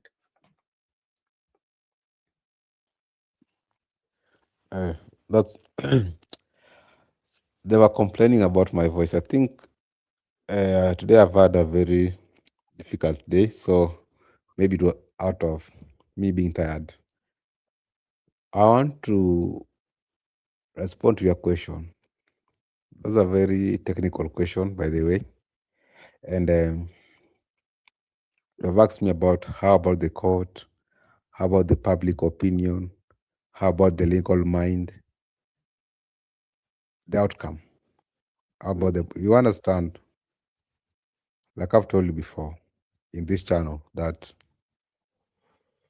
the system we are operating under is a common law system, whereby if you go to court, the judge is just impartial, is non-partisan and neutral, but it's up to the parties to advance the adversarial process, whereby the petitioner will submit the case orally, and also the respondent have to respond to the case. But it's up to the judge to make a determination based on the submission by both parties. What is very technical about that question is, you understand that you have asked me about public opinion and the court itself. Sometimes these judges make decision based on the public. You can, as a judge, because right now, when the case is before me as a judge, it's up to me right now to prove my school of thought or my intellectual capacity. I can decide to view the case as a judge. I can decide to look at the public opinion. I can decide to be a realist. At the same time, I can decide based on the historical, the precedents, the so-called precedents. You can look at the precedents before, what happened, what are the precedents, how are they accused, and the cases across. To me, the reason why even right now the outstart has been stopped is because of the public opinion we have talked about. Because the person the tribunal bench look at the mood of the public and make decision based on the public, because the public favored Sifuna. Now, that's why I was telling it's a bit technical. That's now technicality. The judge will look at the public view and make decision on the public and also on the facts, because the facts are clear. The res ipsa loquitur, the facts speaks for themselves. So when the facts speaks for themselves and based on the public opinion, you must look at the public opinion. Sometimes you must look at the public interest. Going forward, I can predict to you that Sifuna will win throughout in the court process. Those are sure. Leave alone the legal mind you have talked about, the sharp legal mind. Even the case itself, it will win through. It will sail through the very end. My worry is now the political party decision. Like I've told you, they have moved on. They are working with what is there. They have ignored court. So court will just be there to legality and finality, but Sifuna will always prevail a victor into any court in this country based on the jurisprudence, the school of thought. So going forward, I think is evident that these people are not going to work with him if they're going to arrangement with William Ruto, because I've told you instructions was coming from State House. So I think let us just live with the reality part of it, because if you look at it into legal basis, Sifuna will emerge victor. But at the end of the day, the political party, ODM, the ODM of Oburu, will transact his business the way they want it. All right. Okay. Thank you so much, Miguda, for your contribution. Makobura, are you back? Makobura. Okay, we are still waiting for Makobura. Maybe to ask, is it just a forum Simamo? Another question. When you look at even people like Orengo and the trustee, because they tend to, maybe majority of them tend to agree with Sifuna. But do they have influence, especially when it comes to decision making of the party, like the organ like NEC? Can their decision override the NEC?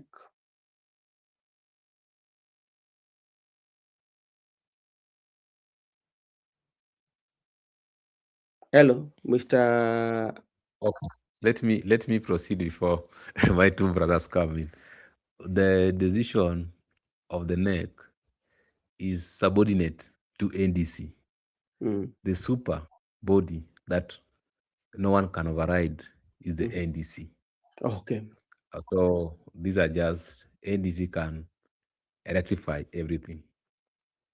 All right. Okay. Thank you so much. Let me come to Musimamo, because, like, from look of things, I can remember very well when Raila Odinga was being laid to rest. President William Ruto committed that nobody is going to take ODM to opposition, and he said that he's going to make sure that that one does not happen. But now, when you look at it and look at what Kenyans fought for, what we called the multipartyism, what is so hard, especially for both the Jubilee, especially the Jubilee, not the Jubilee, sorry, especially the UDA, because they are the government in place right now. What is so hard, or what is so hard for them just only to say that, okay, ODM is that ODM, let it do what it's supposed to do. We as UDA, let's make up on how we can win the general election. Say that because 10-point agenda, this is what we've done, and we're not able to actualize the 10-point agenda that made us even to have this broad-based government. Now, let us find a way of us going by ourselves. Then what is so hard for UDA to do that? Why is it that the president or people like Ososi are still accusing him of being the sole engineering of the troubles in ODM? Asante. Unajua, kwa kila kwa kila mchezo unaochezwa basi kuna mshindi na mshindwa. So kiukweli ni kwamba ni hivi, baada ya hapo kama ni mshindwa lazima uangalie nini kimesababisha nikose ushindi. So hiyo ni hali kwamba unachunguza ile ujaribu kuona na makosa. Lakini kwa hili lako ambalo umeniuliza kwamba kwa nini UDA haifunguki yani mazima, nikana kwamba hajiamini hiyo yenyewe bila mwingine na bila ODM, na malengo ni nini? Mimi naweza nikasema hivi, ODM iko the right track, they are the beneficiaries of this hii game yote, wao ndo wenye faida. Kwa nini nazungumza kwamba wao ndo wenye faida katika hii game?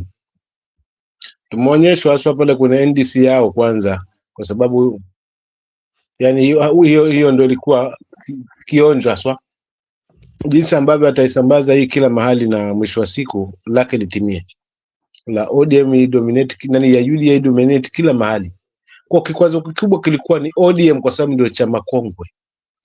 So game ni kuiua, ikishakufa inatoa mbavu ya hizi nyingine, kwa sababu definitely lazima ODM itabembeleza huku kwa UDA ili ndio wafanikishe mambo yao, kampeni na nini, masuala na power, ugawanyaji wa kama sasa hivi ambayo Mzee Oburu amesema kwamba hicho kiti cha vice president tunakimezea mate. So mtapewa hicho kiti, but kama hakina sauti, hamna sauti, ndio mtakuwa mmekomboa wananchi. Ndio legacy ya iliyoachwa na mzee, lakini je, ndio msingi wa ODM?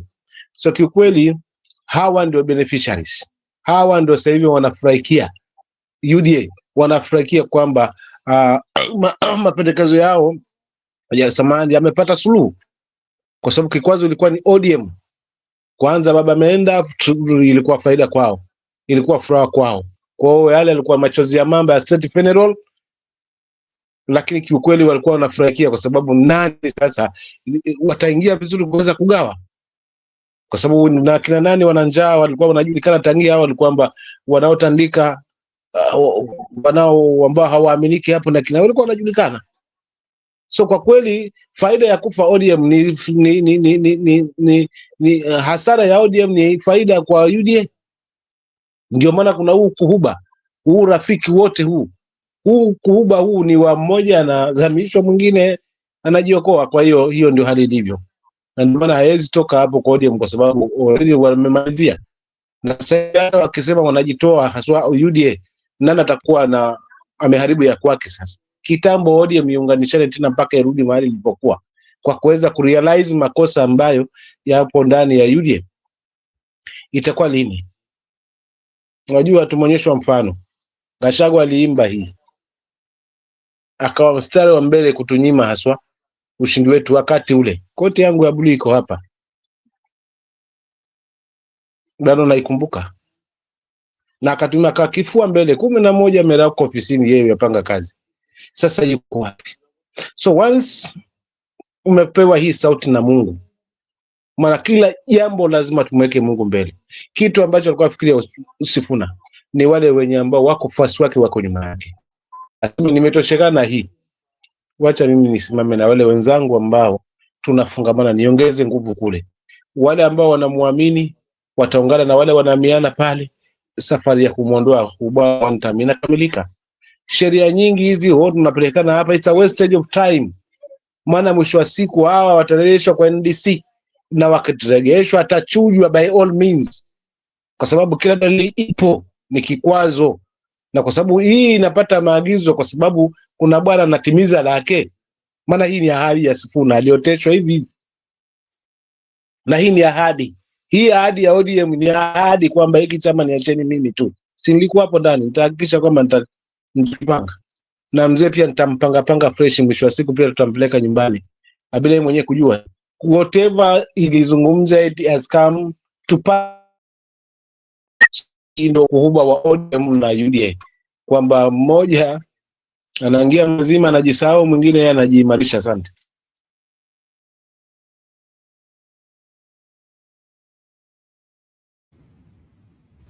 Thank you.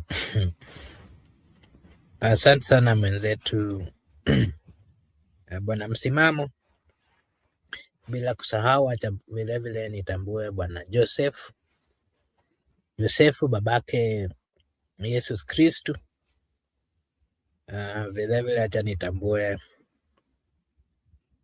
uwepo wa Migoda, na vilevile nitambue uwepo wa brother Benson ingawa ametoroka.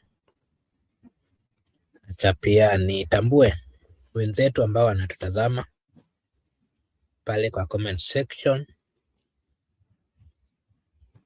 wakiongozwa na Shaima. Vilevile acha nitambue kina Paulo, kina Praklit, Judith Genzi 001, Brenda Obedi, amongst others. I want to take this opportunity to just remind you that this is Brother Benson Media. However, here we do say that your opinion counts. And Joseph is reminding me of Manchester United. And before I get to Manchester United, let me just give my views on what the presser that Sifuna and his team had. Yesterday we saw that Edwin Sifuna was removed from the party, and that of course stirred a lot of conversation in both the media stations, social media, and most of the social media. And that of course tells you the power of the silent supporters of ODM. You know, I'm not a member of ODM, but I'm a silent supporter of ODM. And in that sense, I'm trying to mean that whatever was decision ODM decided to have concerning the removal of Edwin Sifuna was wrong. And I did mention here, and I said very well that if those leaders are saying that ODM is a Luo affair or is a Luo party, then again, if people are voting based on their tribal alignment, then I can tell you Sifuna will have my vote in 2027 in whichever position that he'll decide to stand or to go for. The reason why I'm saying that is because Sifuna has been progressive, he's been truthful, and he has stood with the people. Vis-a-vis, or if you look at what we've seen amongst the other political leaders, it simply tells you that remember the lifestyle, remember the politics that was played by Baba Raila Amolo Odinga and what he stood for. If truly those other people believed and trusted and were closer to Raila Amolo Odinga, what they would have done is first to ensure that his legacy and all the things that he thought and fought for would be preserved forever and ever. But today, barely 3 months after the death of Raila, the closest people, the likes of Junet, the likes of Wang, his blood brother, Dr. Buru, are the ones who are today misquandering the wealth. I mean, the property of Raila Amolo Odinga, that is ODM together with its supporters. Today, the closer people who are with Raila are the ones who are making decisions of removing people who are progressive, people who are fighting for the party. Today, it's unfortunate that we are seeing a group of leaders today speaking about tribe in a party that Raila, as much as was coming from Luo land, never, not even one day, spoke and even told the people that the party was a Luo party. Today, the people would have progressed with the plans, the people who learned from Baba, who are closer to him, who had assisted in making or proceeding with the narrative or the agenda of Raila Amolo Odinga, the ones who are being bribed, who are going to State House to have a meeting on how they can finish the party that was left by Raila Amolo Odinga. It is so unfortunate, very unfortunate, and I would like to say over here that the removal of Sifuna was one of the worst decisions that ODM made. But again, if they decided, the people who have got to the broad-based, that was the best direction, my thinking is they would have left the party for those who are willing to proceed, those who are willing to remain orphans as Raila left them, so that they would make their own decisions. It is so unfair that in front of Raila, they kept promising Raila that they will proceed with his narrative, with his style of politics, and all those kind of things. But today, the ones who are being bribed, the ones who are going behind the bar, behind the people, not even consulting the people, a party that stood firm because the people made it a bigger party, a party that would not make decisions without consultation with the people. Today, decisions are being made behind the scene and supporters are being forced, to follow. It is so unfortunate. And that, of course, tells you how difficult it is for ODM to continue existing, because we saw yesterday quite a number of people even deregistered themselves from the online platform where ODM had gained quite a number of followers. And that, of course, just tells you that they are losing supporters. They are losing a lot. The moment you start bringing a tribal narrative within a political party that is seen as a national party, that is when you start deviating from the line. The moment you start criticizing people having a truthful, consistent conversations, and of course on this on matters that are assisting the party, the moment you start criminalizing and of course marking people who have positive future plan for the party, that is the moment problems started befalling ODM. But again, I've seen names of former president and the name of current president being brought forth, and I can say that if William Samoei Ruto was a true friend and honored Raila by giving him a state funeral, then the best thing he should do, or he ought to have done, is first to ensure that he respects the party of Raila Amolo Odinga by giving the members a free space to make the right decisions, by giving the members an opportunity to decide by themselves, not calling them to State House, not giving money or funding certain meetings as a way of finishing that political party.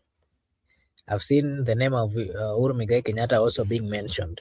If truly Uhuru is also part of the division, which I don't really think so, based on what we have seen in happening, it is clear that he has not meddled, or if he has meddled, I don't think Uhuru Muigai Kenyatta is interested in coming back as the president.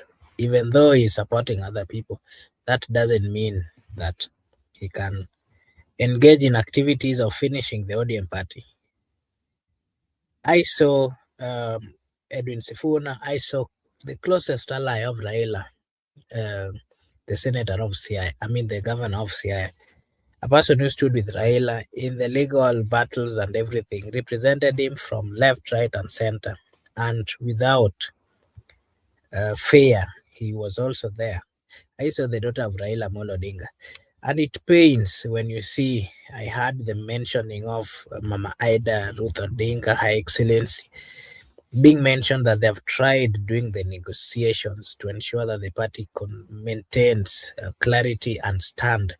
But all those things have fallen. I also understand from that particular presser that the likes of former AG, the former AG's emeritus, what is his name? The likes of Professor, the senator, the governor of Kisumu, Professor Nyong'o, the likes of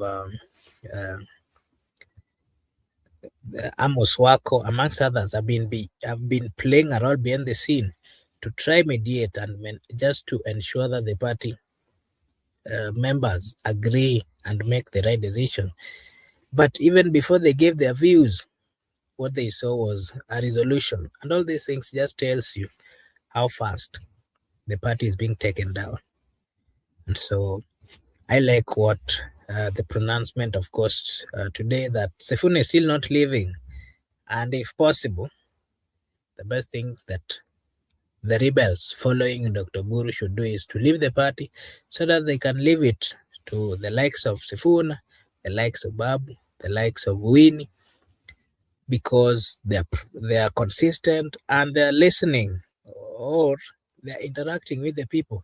The people on ground are not happy with the political moves that are currently being shown by these particular leaders. I think that would be my take on that. But again, I did remember Sifuna saying that ODM party has a structured legal way of dealing with disputes. What made me to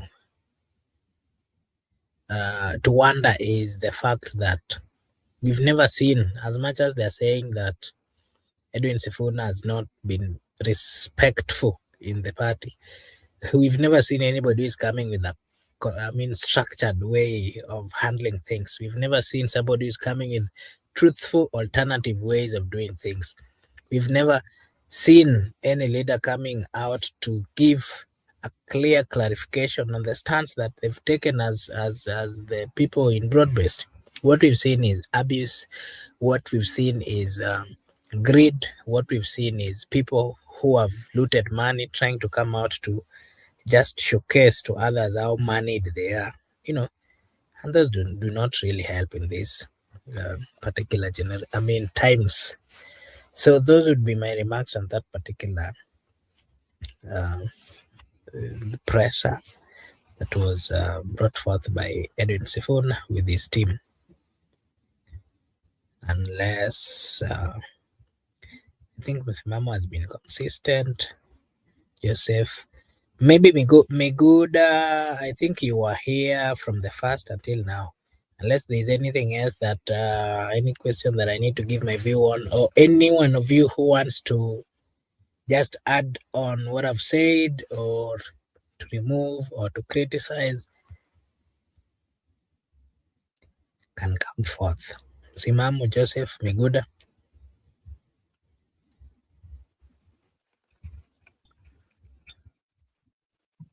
I just want to say okay, go Miguda. Have you heard this song? But they're singing Kasongo bye, bye bye, Kasongo bye. It will come to reality. Some people think that is just a joke. Then I just want to say, today we saw somebody. I don't know. People don't want to talk about this issue. There was a young man from Wajir who was approaching the president from behind. I don't know whether he wanted to hit the president because he was running too fast. Then one of the ADC assisted the president. So people are saying in the comment section that he almost saved the entire country. He was almost saving the entire country. Why are you gaslighting? Miguda? You like gaslighting too much. You're gaslighting. Sometimes we have to do so.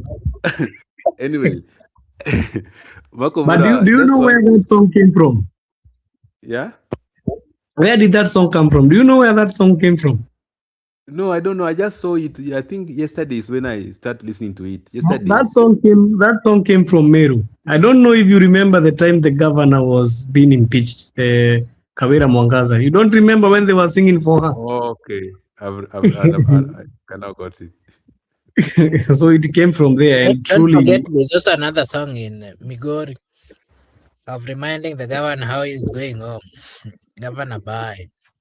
But one thing, I'm very shocked, Marco Bura and Miguda, as we continue talking, is what the governors have been doing in the counties. Those are things you're supposed to be talking here.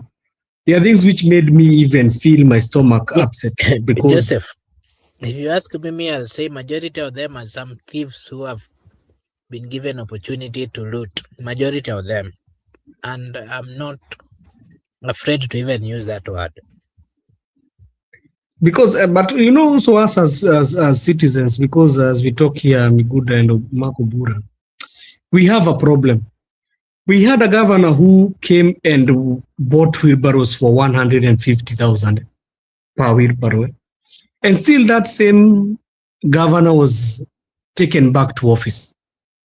Now you can hear a case of where in the same county, a Christmas tree costed 4 million.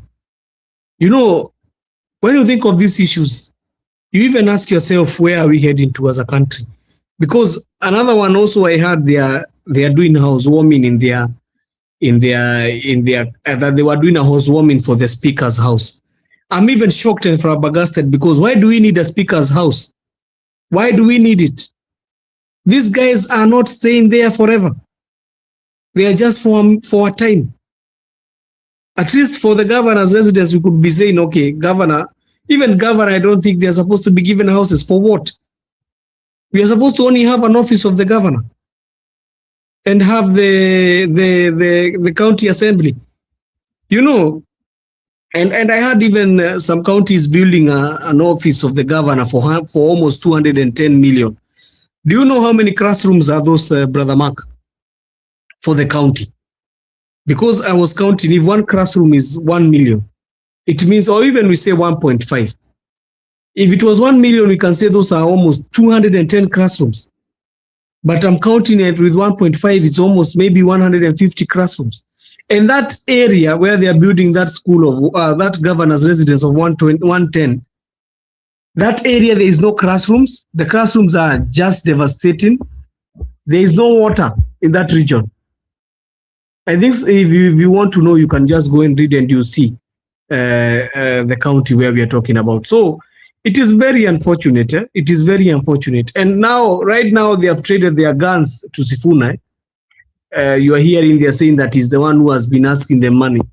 You even wonder yourself, what kind of, where did we go wrong as a country? Because I think devolution was supposed to be helping us, but now it has been, it seems like it is the well where they are siphoning the money from Kenya. I think it is an issue. It is a very big issue, and if it is not addressed, and I don't know how we are going to address that. I don't know, because even the governors, some of them who are in these counties, the MCAs who have been elected, they don't. There's some even have not gone to school.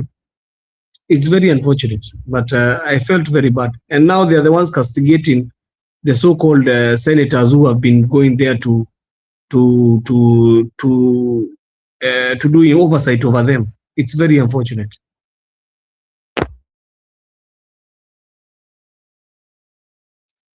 Migude, you are saying something. I was just discussing this issue of Sifuna. When you go through media, mainstream media, social media, you find out that there is mixed reaction. Very many people have reacted to the dismissal of Sifuna from SG of the ODM yesterday. Also, if you look at the poor contributor, young people, they are dissatisfied with that decision, and most of the people did not welcome it. I think Sifuna already had make a mark, already had a trademark, and people believe in him. People were following him, and people also viewed him as someone who actually can point out bad governance and even issues with the violation of human rights. To that extent, I want to be very confident that all is not lost, because what is important in politics is the people. If you have the people, that's the strength. Now, Sifuna is good to go. Look at that. Have you gone through the media? Just look at, even pick your phone, go through YouTube or TikTok. You'll find that there are many people, look at their faces, young people who are supporting Sifuna. They got his back.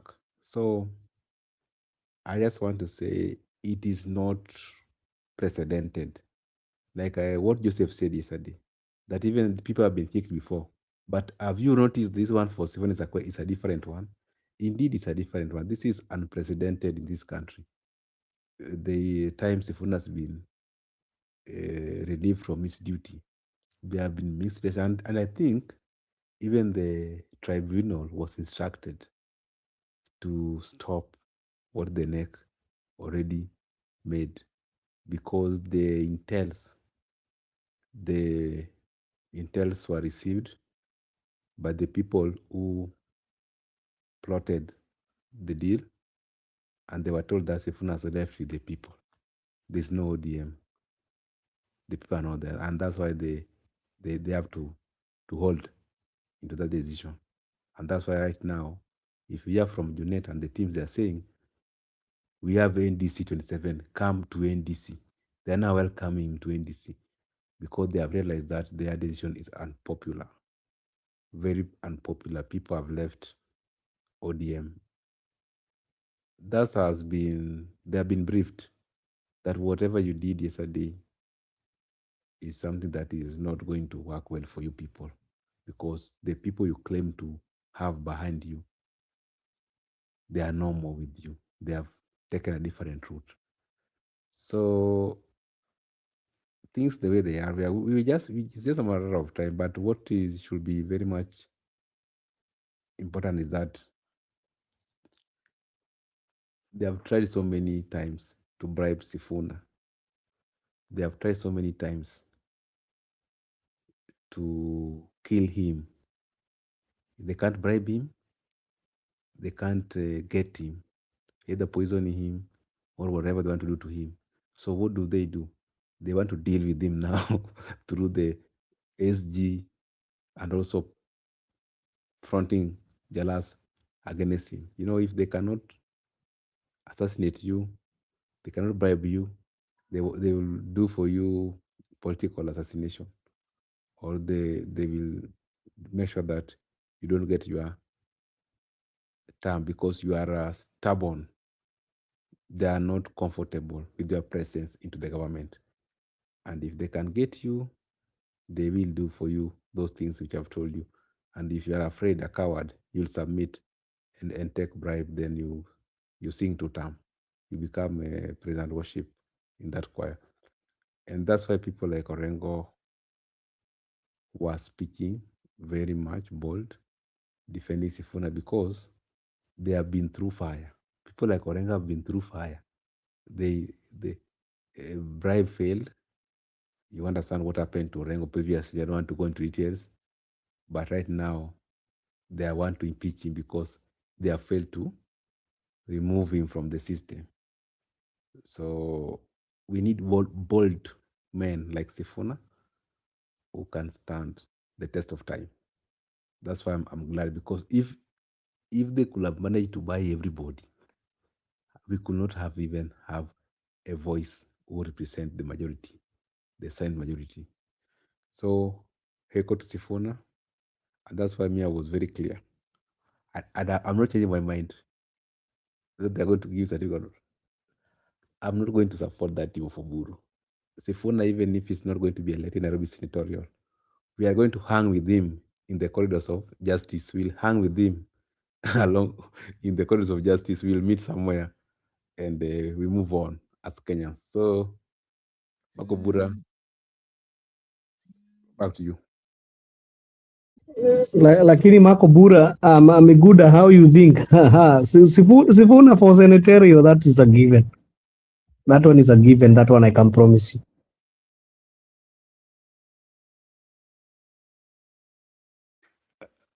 That's a given, but there are people. I'm just responding to the people who think that they are going to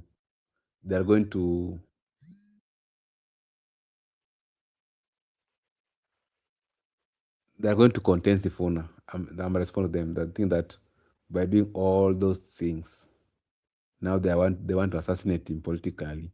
But I'm also aware. About senatorial. Yesterday I said here, senatorial, they have just given him through pass. Hey, Joseph, you know what I'm saying. He's not through pass, Miguda. They have not given him through pass. They know it's going to damage them. There is no through pass, Miguda. They know. Let me ask you a question. ODM, how many seats have they acquired for the governorship since 2013, when we formed the under the new constitution?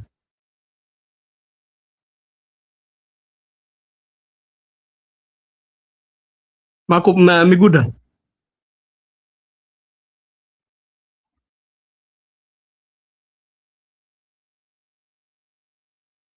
I think Miguda is having. Miguda, is there? I think he's having a problem with his internet. Okay. I wanted him to answer me that. Okay, you can continue with the discussion, no problem. I think he'll come back and answer. Okay, maybe Msimamo, you have something you want to say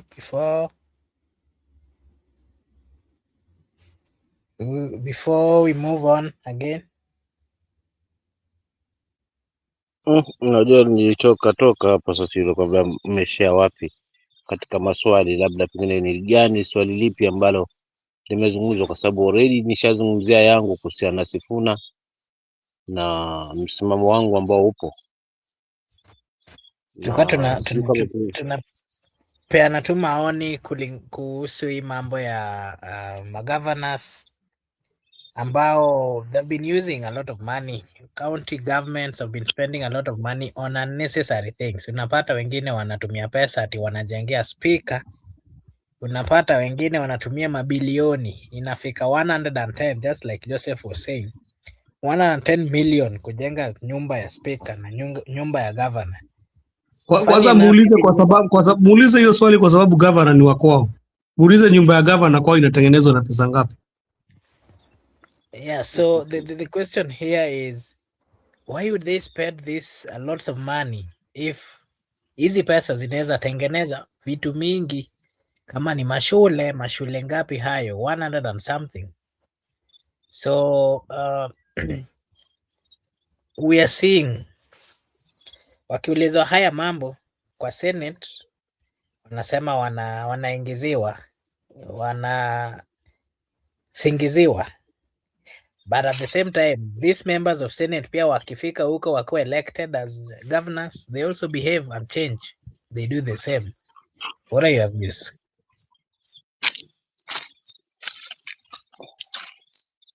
Yeah. Unajua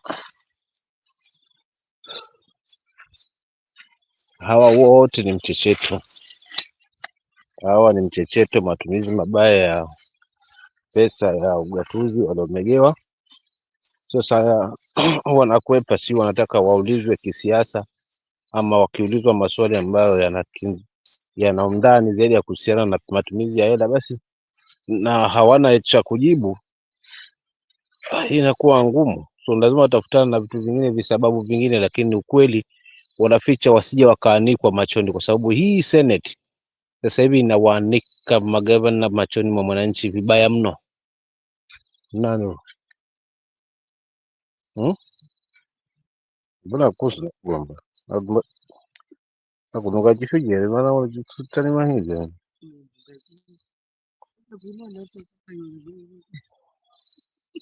Yeah, Msimamo, so are you there? sio kiukweli ni kwamba kiukweli haswa ni kwamba wanakwepa. For instance, jengo lile la gavana Kwale lilisimama kwa muda. Sasa already kama ni kutengewa, ilikuwa lishatengewa mgao ambao ulikuwa utaweza kulifanikisha lishe, but unakuta uongozi uliokuwepo ulikwenda jengo likawa pale, uliokuja halikufuatiliwa mpaka sasa hivi, na kama litakuwa limefuatiliwa sasa hivi basi ni kwa muda baada ya kwamba limetolewa haswa kwa media, limefuatiliwa kwa muda. That's why unaona. Msimamo na je wajua mgao wa hiyo hela ni ngapi? Kwa sababu ninaweza kusaidia kukuambia ni pesa ngapi. Mgao ni hela ndefu.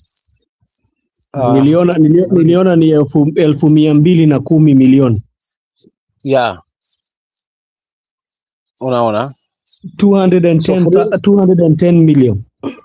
Yeah. So niambie katika hilo ni watoto wangapi ama ni mashule ngapi ambazo kama zitakuwa hiyo imeturushwa kwa mashule kama watoto hawajakwenda shule bure, but unakuta watu wamenyamaza. It's a norm, kwa sababu unajua tabia maji hufuata mkondo siku zote. Hapo juu kungekuwa kuna ungangari huo kwamba wanafunga hawa looters, wanafuatilia vizuri, kuna mifano inaonekana basi, but kama huko juu hakuna, watu ni kimya, imekuwa it's a norm, mtu anakusanya for his own benefits. How do you expect kwamba hawa wengine wasipate mwanya wa kufanya hivyo? So inapofika wakati wa kukaangwa kama hivi, ni lazima wengine watafute vijisababu sasa vya kukwepa hii mitego ya kuweza kuja kukamuliwa vizuri. Nakumbuka ile nilifuatilia gavana wangu, kuna senator hapa na mimi alijaribu kumtetea, sasa ameleta ushabiki na wakaanza kaulizwa hayo maswali kina Sifuna, na pia akaambiwa na chair kwamba sasa hii inaonekana ni kama unaleta urafiki hapa ndani, si kwamba umekalia hili, kwa sababu anajaribu kutetea vitu ambavyo mwisho wa siku havipo. Anyway, yote tisa, lakini kiukweli nikijibu hili swali lako, kwa nini magavana wanakwepa huu mkao, ni kuogopa kukaangwa, ni kuogopa kuanikwa machoni kwa wananchi, kwa sababu hapo kila mtu yuko hapo sasa hivi Senate. Na pia cha kuongezea hapo, I wish hata kama bunge la kitaifa lingefanya vitu kama hivi, at least tungekuwa na tija, tungehisi kwamba kama wananchi tunakuwa being represented hapo juu hapo kwa bunge. Lakini kimya, bunge la 13 muozo lote, hakuna mtu anaweza haswa fuatilia haya mambo ambayo yanatija kama hivi. Mgao ule umetumwa kutoka kwa serikali kuu, na kama hujatumika kuna mambo yafanyike haswa kisheria, lakini wapi? So yote ni kwa ajili kwamba hatujakuwa na serikali ambayo inatii sheria kikamilifu na katiba ya nchi, kimtazamo wangu, kwa sababu mengi yanafanyika ya mabilioni yanamwagwa haswa. Unakuta wachekeshaji tu peke yake wanapewa pesa kama ile milioni 4 si milioni 4. Wanipe msimamo sasa hivi mimi hapa katika wadi yangu, kama kuna mtoto hapa atabaki kuwa atakosa kwenda shule kwa sababu eti mzazi hana uniform na nini, but wapi? So hawa wenzetu wanaingia kwa broad based government, sijui wanatutakia nini kama taifa. Kana ndio hii ni kwa kumalizia, ni kwa kuungana. Wangejaza nguvu yako wao haswa hapo kwa Azimio, hawangeanza kuleta complaints hapo, wakarudia wote kwa Azimio, waka strengthen their power, then tuone kama bwana ataweza kuwa na mbavu 2027. But wapi? Kwa sababu tunajulikana ni Warabu wa Pemba, tunajiona kwa vilemba, na tukiangalia pia tunayumba, maana hatujawatendea wananchi wetu yaliyo sawa. Basi ni lazima tutafute kwenye mbavu angalau tubebwe kikampeni, la pia ikiwezekana wakati wa goli la mkono kama Rifa atakuwa wetu, maybe naweza bahatika pia na mimi nikafunga goli la mkono. Uongo, nitaachia hapa. Asante.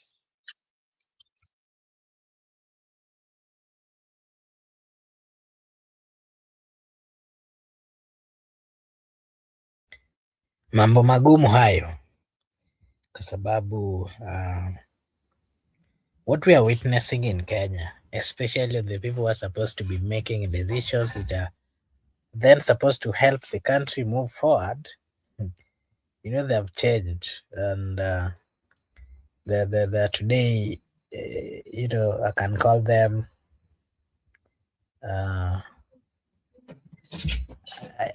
I even lack the word to use, but all we can see is a pure demonstration of lack of humanity among the political class, high level of greed, and sometimes it even becomes difficult to comment on. Joseph, what are your views? Wakisema ya kwamba the senators are not supposed to ask them, or wakisema ya kwamba senators are making their lives difficult by the many questions that they are asking.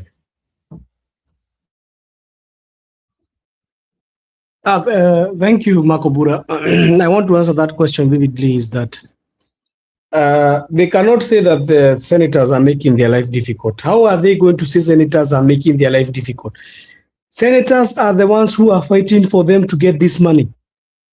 They are the ones who are even drafting how the money is going to be increased from the money that is going to be given to the county is going to be increased. Some of them even got angry. Sisi tuko hapa Senate tunapigania vile nyinyi mtaongezewa pesa kwa county. Nyinyi wenyewe mko huko mnatumia pesa vile mnapenda kiholela.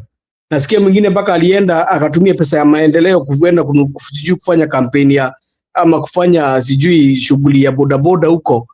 It's very unfortunate. It's very, very unfortunate. Then they start saying that the senators don't need. I think they want to be soothed. Why do we have to soothe them? This is not their money, bwana. Hisi pesa yao. Kwa nini tuanze kusoothe magavana ati tutawapeleka polepole? Hii pesa wanafaa they account for every penny that they have taken.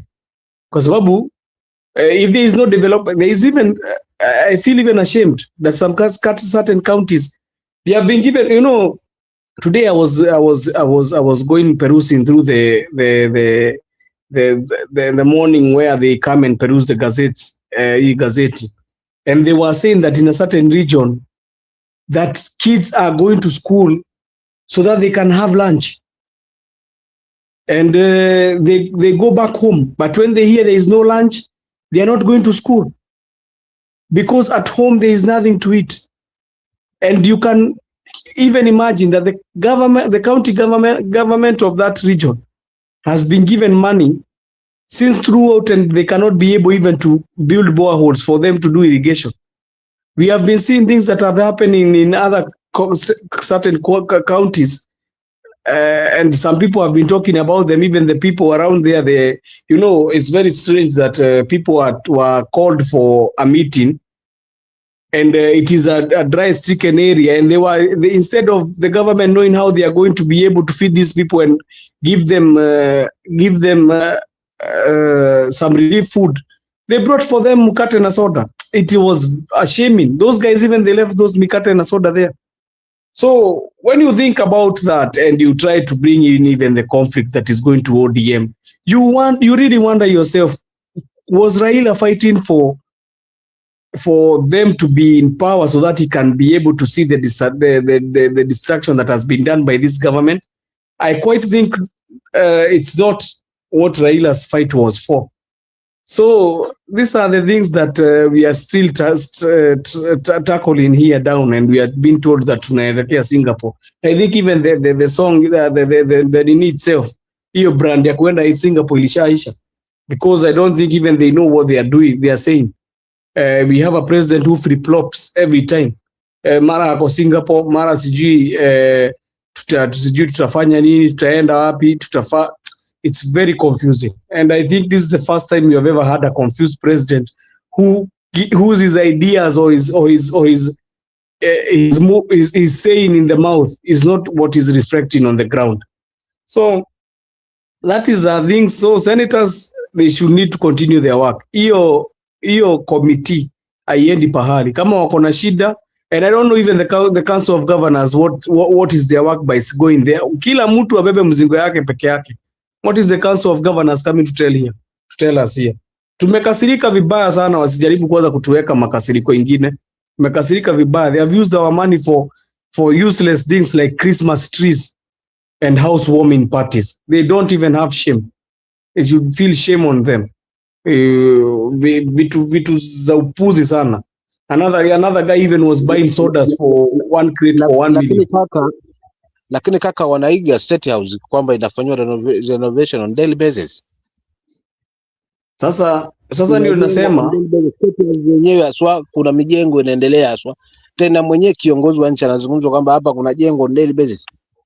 In front of population. Sasa ndio ninakwambia wao kwa nini wasijenge hiyo Christmas tree kwa mamilioni na wao? Kwa sababu who is auditing that? For instance, if I am asked the question, yeah, who is auditing hiyo building inaenda hapo, ina cost pesa ngapi ya Mkenya na ni ya nini? Nani anauliza hiyo mijengo inaendelea hapo na hizo renovation, how does it cost? Na kama pengine iko surpass au budget, vyombo husika vinavyohusiana na masuala hayo ya kutetea swala la rasilimali vinafanya nini? Sasa ndio nilikuwa nataka kujibu, kwa sababu hiyo swali kama hiyo ni ukweli, nakubaliana na wewe, wanaiga vile State House inafanya.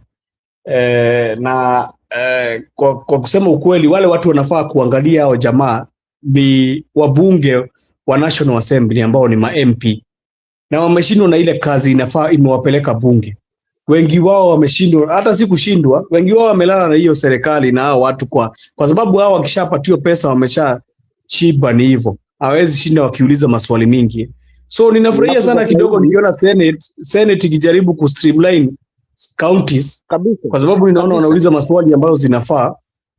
Na umeona mpaka kuna jamaa hapo chini, sijui kama ni jamaa lakini amekuandikia Karinda, my governor used industrial park money for Nduthi or boda rally. And wacha nikwambie, unajua Karinda mwenyewe ni nani? Kwa sababu huyu ni governor wa Embu na mwenyewe ameshika kitu gani kwenye hiyo chama yao. Yeye ndio chairperson wa UDA na UDA ndio chama ambayo inaongoza Kenya. So hakuna tofauti ya vile, ndio umekuja kuuliza ukasema swali mzuri ama ukasema statement mzuri. Wanaiga State House kwa sababu hata ile chama yenyewe inaongoza pia inaongoza kwa hiyo ukora. Chama yenyewe ni ukora. Na ndio unaona mpaka unasikia mambo zingine zinafanyika kwa nini, kwa hata hizo forums wameenda ati sijui ni kufanya ati by elections za chama, unapata imejaa corruption kwa sababu wameiga mfano wa ule kiongozi wao, na hiyo kiongozi wao ni mwizi. Na alafu sasa hivi hawa broad based government ya hawa ODM ya broad based government wanasema among those 10 point agenda 1 ni ya kutetea pesa za ugaduzi, zifike ni bilioni 4, zifike milioni 4, sijaelewa hapo, zishuke haswa bilioni 4 na kitu, zishuke kwa county. Wao sasa wanasema katika mkataba ambao walisaini baina ya baba na kiongozi wa UDA ni kwamba miongoni mwa ajenda ni kwamba huo mgao wa county uzidi pesa izidi kuletwa karibu na mwananchi, kwa sababu ndivyo wanavyotudanganya. Ikiwa hii tayari kidogo tu imefanywa haya, na hii nyingi kama hii imekosa matunzo, hii kidogo tu inafanywa sio kwa natija.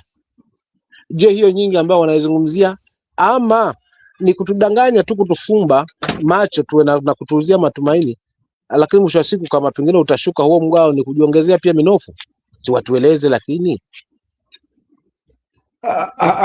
hakuna siku yoyote kutakuwa na oversight ya makaunti, kwa sababu wale watu wanafaa kuoversight hiyo county.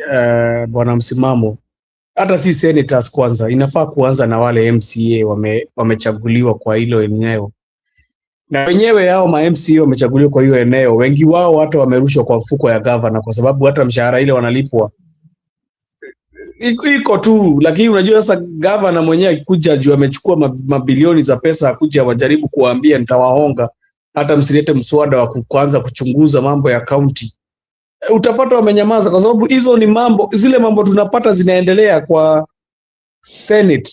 Hiyo mambo ingeanza kwanza kudiskasiwa kwa bunge la county, na ni very unfortunate kwa sababu tumetengeneza hizi bunge za kazi gani? Why do we have the county assembly? Ni za nini kama hizi issues haziwezi enda kuongelelewa huko? Afadhali ile wakati tu tulikuwa na makansula, tujue tu ni makansula wako tu hapo, hatuna magavana, tuko tu hivyo, kuliko tukue na manyumba vimetengenezwa vifahari. Naona wametengeneza viti wamekalia hapo, hata wengine unapata wamesinzia kwa county assembly, lakini zile vitu wanaongea ni upuzi mtupu. Hawaongei kuhusu zile vitu auoni mpaka wakiita mpaka huyo auditor general wa county kumuuliza maswali. Hawamuiti kwa bunge kumuuliza maswali. Speaker mwenyewe amelala kitanda moja na governor. Kwa hiyo pesa unasikia speaker mmoja wa county ametengenezewa nyumba, wanaenda kufanya housewarming, imetolewa na huyo governor. Utadhani hiyo speaker atatoa huyo governor?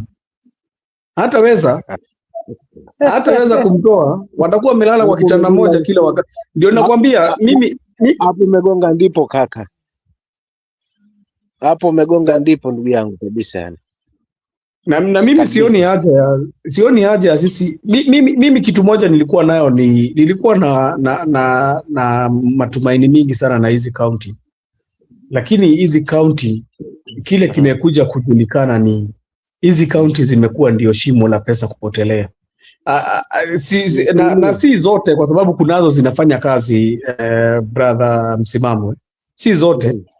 Kunazo pia unapata zinaibwa pesa kidogo, lakini mambo ile inafanywa kule ndani, inafanywa mambo unapata hiyo pesa inatumika. Na ni county kadhaa ukienda uangalie utaona maendeleo. Pia hii inakuja tu kwa swali moja Mzalendo Msimamo. umeona kuna fund fulani inaitwa CDF. Ukiangalia CDF kuna watu imesaidia na kuna wengine haijasaidia. So ukienda kuangalia juu matamshi ya mwisho ya baba yalikuwa ataki CDF. Unakumbuka hiyo ndio matamshi ya baba ya mwisho. Na saizi unapata akina Babi wale wanasema ati ndio wanapigania baba ndio wako mstari wa mbele kusema tunataka kuleta CDF na kuiongezea pesa. Lakini ukiangalia kwa undani unapata kunao watu wanafanya unajua wale watu ninasema juu wamejulikana wako Kenya mzima wanajulikana wale watu wanafanya kazi na CDF. Lakini unapata kuna watu wengine brother msimamo hawajafanya kitu na hiyo CDF. Hawajafanya kitu chochote. Paka hizo basari za wapeani. So I think this needs good leadership. Kwa sababu mimi nimekuja hapa nikaambia Marco Bura, sisi kama wananchi pia tuko na makosa. Kitu ya kwanza ni kuna governor ambaye alinunua wheelbarrow za 1,150. Moja ilikuwa inatoka 1,150. Kuna governor ambaye alikuwa anatunua curtains za 1,300. Lakini hao magavana walirudishwa na wananchi. So ukiangalia kwa undani nani yako na shida? Ni wananchi wako na shida kiakili kweli ama ni governor? Kwa sababu huwezi rudisha mtu amenunua na mwingine anasikia amenunua mpaka kreti moja ya soda milioni. Ukiangalia watu pia unaona watu pia wako na upuzi fulani, kwa sababu hii ni mambo yanafaa unamalizana na huyo mtu kabisa. Huyo jamaa walimtoa na baada ya kumtoa alienda akaandikwa akakuwa speaker wa Senate. Baadaye akakaa amerudi sasa kuwa governor. Huyo governor umesikia kwa hiyo county ndio anatununua mti ya Christmas. Kwanza ile kitu inanikasirisha zaidi ni hiyo Christmas tree iliwekwa wakati wa September. Hata si December. Hata walikuwa wanaulizwa kwa ni Christmas yenyu inakujaga September. So the evolution was supposed to change. Kwanza ingekuwa imebadilisha county mingi sana msimamo. Na nadhani kwanza Kwale ingekuwa imeongoza kwa makaunti ambayo zingekuwa zimeongoza, kwa sababu ile mgao inapewa Kwale na hizi eneo ziko na shida ya wacha tuseme ya kiwedha ama kinini zinapewa mgao mkubwa sana, lakini hauoni hiyo pesa ikienda pahali. Asante. Mimi sina ubaya na katiba yetu kutuba hii katiba mpya. Kitu ambacho kipo ni uongozi mbovu tuko nao. Wanakinzana haswa muongozo wa katiba dhidi ya ugatuzi. Yale yaliyoandikwa haswa ndani ya katiba kuhusiana na ugatuzi yangefuatwa kikamilifu, basi yule mlengo ambaye mwananchi angefikiwa kikamilifu. But kuna wale ambao wameikalia kwa ugatuzi unapelekwa vyenye ambavyo utafaidisha wachache, wengine waondokee tu kula makombo. That's what wamenikosha hapa niliposema hata MCAs wetu wanachangia hili, kwa sababu wako na bunge, wana haki ya kudimandi hiyo pesa ambayo imekuja haswa ya mgao wa gatuzi. Basi kwa kila wadi naamini kwamba inatengewa miradi yake, hele inaenda kwa hiyo miradi haswa, na mojawapo ya jukumu la MCA ni sasa kama vile vile mbunge tu kwenda kumwakilisha haswa, na vile vile pia kwenda kumtetea yule ambaye anamwakilisha pale bunge la county. Kwa hiyo kwenda pale kinyamaza na kutosheka lilo pale kwamba ndio ameuza haswa jamii yake, ndio hawa huja sasa kipindi cha mwisho kama hivi kuelekea wakati wa kura, watu wako busy, kila mradi unatengenezwa, kila mtu anafikiwa, ili mradi pakipita hapa sasa watu wanarudi katika hali yao. Wana miaka 3 kwanza ya kujiweka sawa, ama miaka 4, miaka 2 ya mwisho sasa ndio pale tulipoonywa na mzee Uhuru akatuambia tuchunge tusipate kwa 5 moja yako, 2 za huyu na moja ya mwananchi na 5 zangu. Wakati huo kama hiyo kauli tunaikumbuka vizuri. Nao amekuwa kikwazo pia na kisingizio kwamba wanamuingiza katika vita vyao vya ODM, mambo Uhuru anahusika kwa njia moja ama nyingine. So for real mimi nahisi kuchanganyikiwa katiba nani mwongozo wetu wa katiba yetu kuhusiana na devolution haina matatizo. Walio hapo wenye kukandamiza hii ni hawa viongozi, na bahati tunayo kwa sababu wamejikusanya sasa hivi sehemu moja. Wale walikuwa wanaandamana na baba, baada ya baba kuondoka, baada wasimame na legacy ya baba kwamba ni chama cha Wakenya wote, ni chama cha kitaifa, kimeregeshwa sasa ni chama cha wachache, na wamerejea katika huo msitu. So at least tuna bahati ya kuwaona peupe. Kwa hivyo dawa ni 2027 kama tutaafiki kama nchi kwamba tunahitaji mabadiliko, basi wakiona cha mtema kuni ili hizi vurugu na vitimbi, tuseme kwamba na sisi tuna nafasi kikatiba kwamba ndio kusema wacha tufanye yetu, ili mradi tu kuwe kuna fair game, kuna kiwanja cha kucheza vizuri, farii hata bahatisha huku na kule, twende kwenye fair game, la tuone kwamba wananchi watareact namna gani, kwa sababu tunaelewa fika. Nimefuatilia mahojiano ya sehemu tofauti wote Turkana kuhusiana na haya mambo ambayo yamekuwa ya kutimuliwa Sifuna. Nimeangalia reactions za watu. Kati ya watu wawili ambao wanapongeza, basi nyuma yake kuna watu 4 5 ambao wameweza kuandamana na Sifuna. Kila mahali, even Kisumu kwenye haswa, kwa nini interview nimeangalia haswa kwa baadhi ya channel kama vile TV47 kuangalia ile reaction, wananchi wamechukuliaje. Wananchi wana say yao na hawa viongozi nao wana say yao. So nikimalizia hapa kwangu mimi, na sasa hivi this is the last message yangu, maana natimuliwa, ni kwamba Sifuna asibabaike. Kumpiga chura teki siku zote siko kumuua, ni bali ni kumuongezea mwendo, na Mungu ana sababu nyingi za kumtoa mtu mahali aswa, na mahali amemweka aswa. Asibabaike, aache hii ishaharibika. Hii ilikuwa ahadi ishapangwa, ishatimilika. Baba hatunaye na chama hatunacho, basi turidhike na hilo, maana hivyo vyote vile hataweza kukiunganisha kwa sababu huwezi shindana na ndevu kunya siku zote. Asante.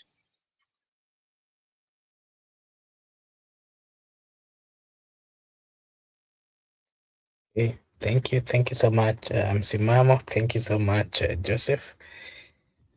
Na I think sasa tutamaliza tu Joseph, unless kama kuna mambo ambayo bado unataka kuzungumzia, naweza tupea maoni yako ya mwisho. Brother Marco Buda, asante sana kwa kutuhost leo kwa hii kipindi. Thank you so much, and thank you for the listeners who are listening to us in this program. It's always a pleasure to be together amongst Kenyans of like-minded. They have like-minded. They have like minds, and they always come here to engage us. I don't know if Brother Mike Guda did not come back. I was hoping he could come back so that he could answer me, but we are going to find each other tomorrow, God willing. But one thing you did not answer me. Did you answer me about the big greatest football team in the world? That one you did not answer me. I hope you're going to answer. Timu ni Manchester United. Hizo zingine ni mambo ingine, hatuwezi zungumzia. Hizo zingine ni one time. So as we are winding up, I want to wish everybody a good night. Oh, sorry.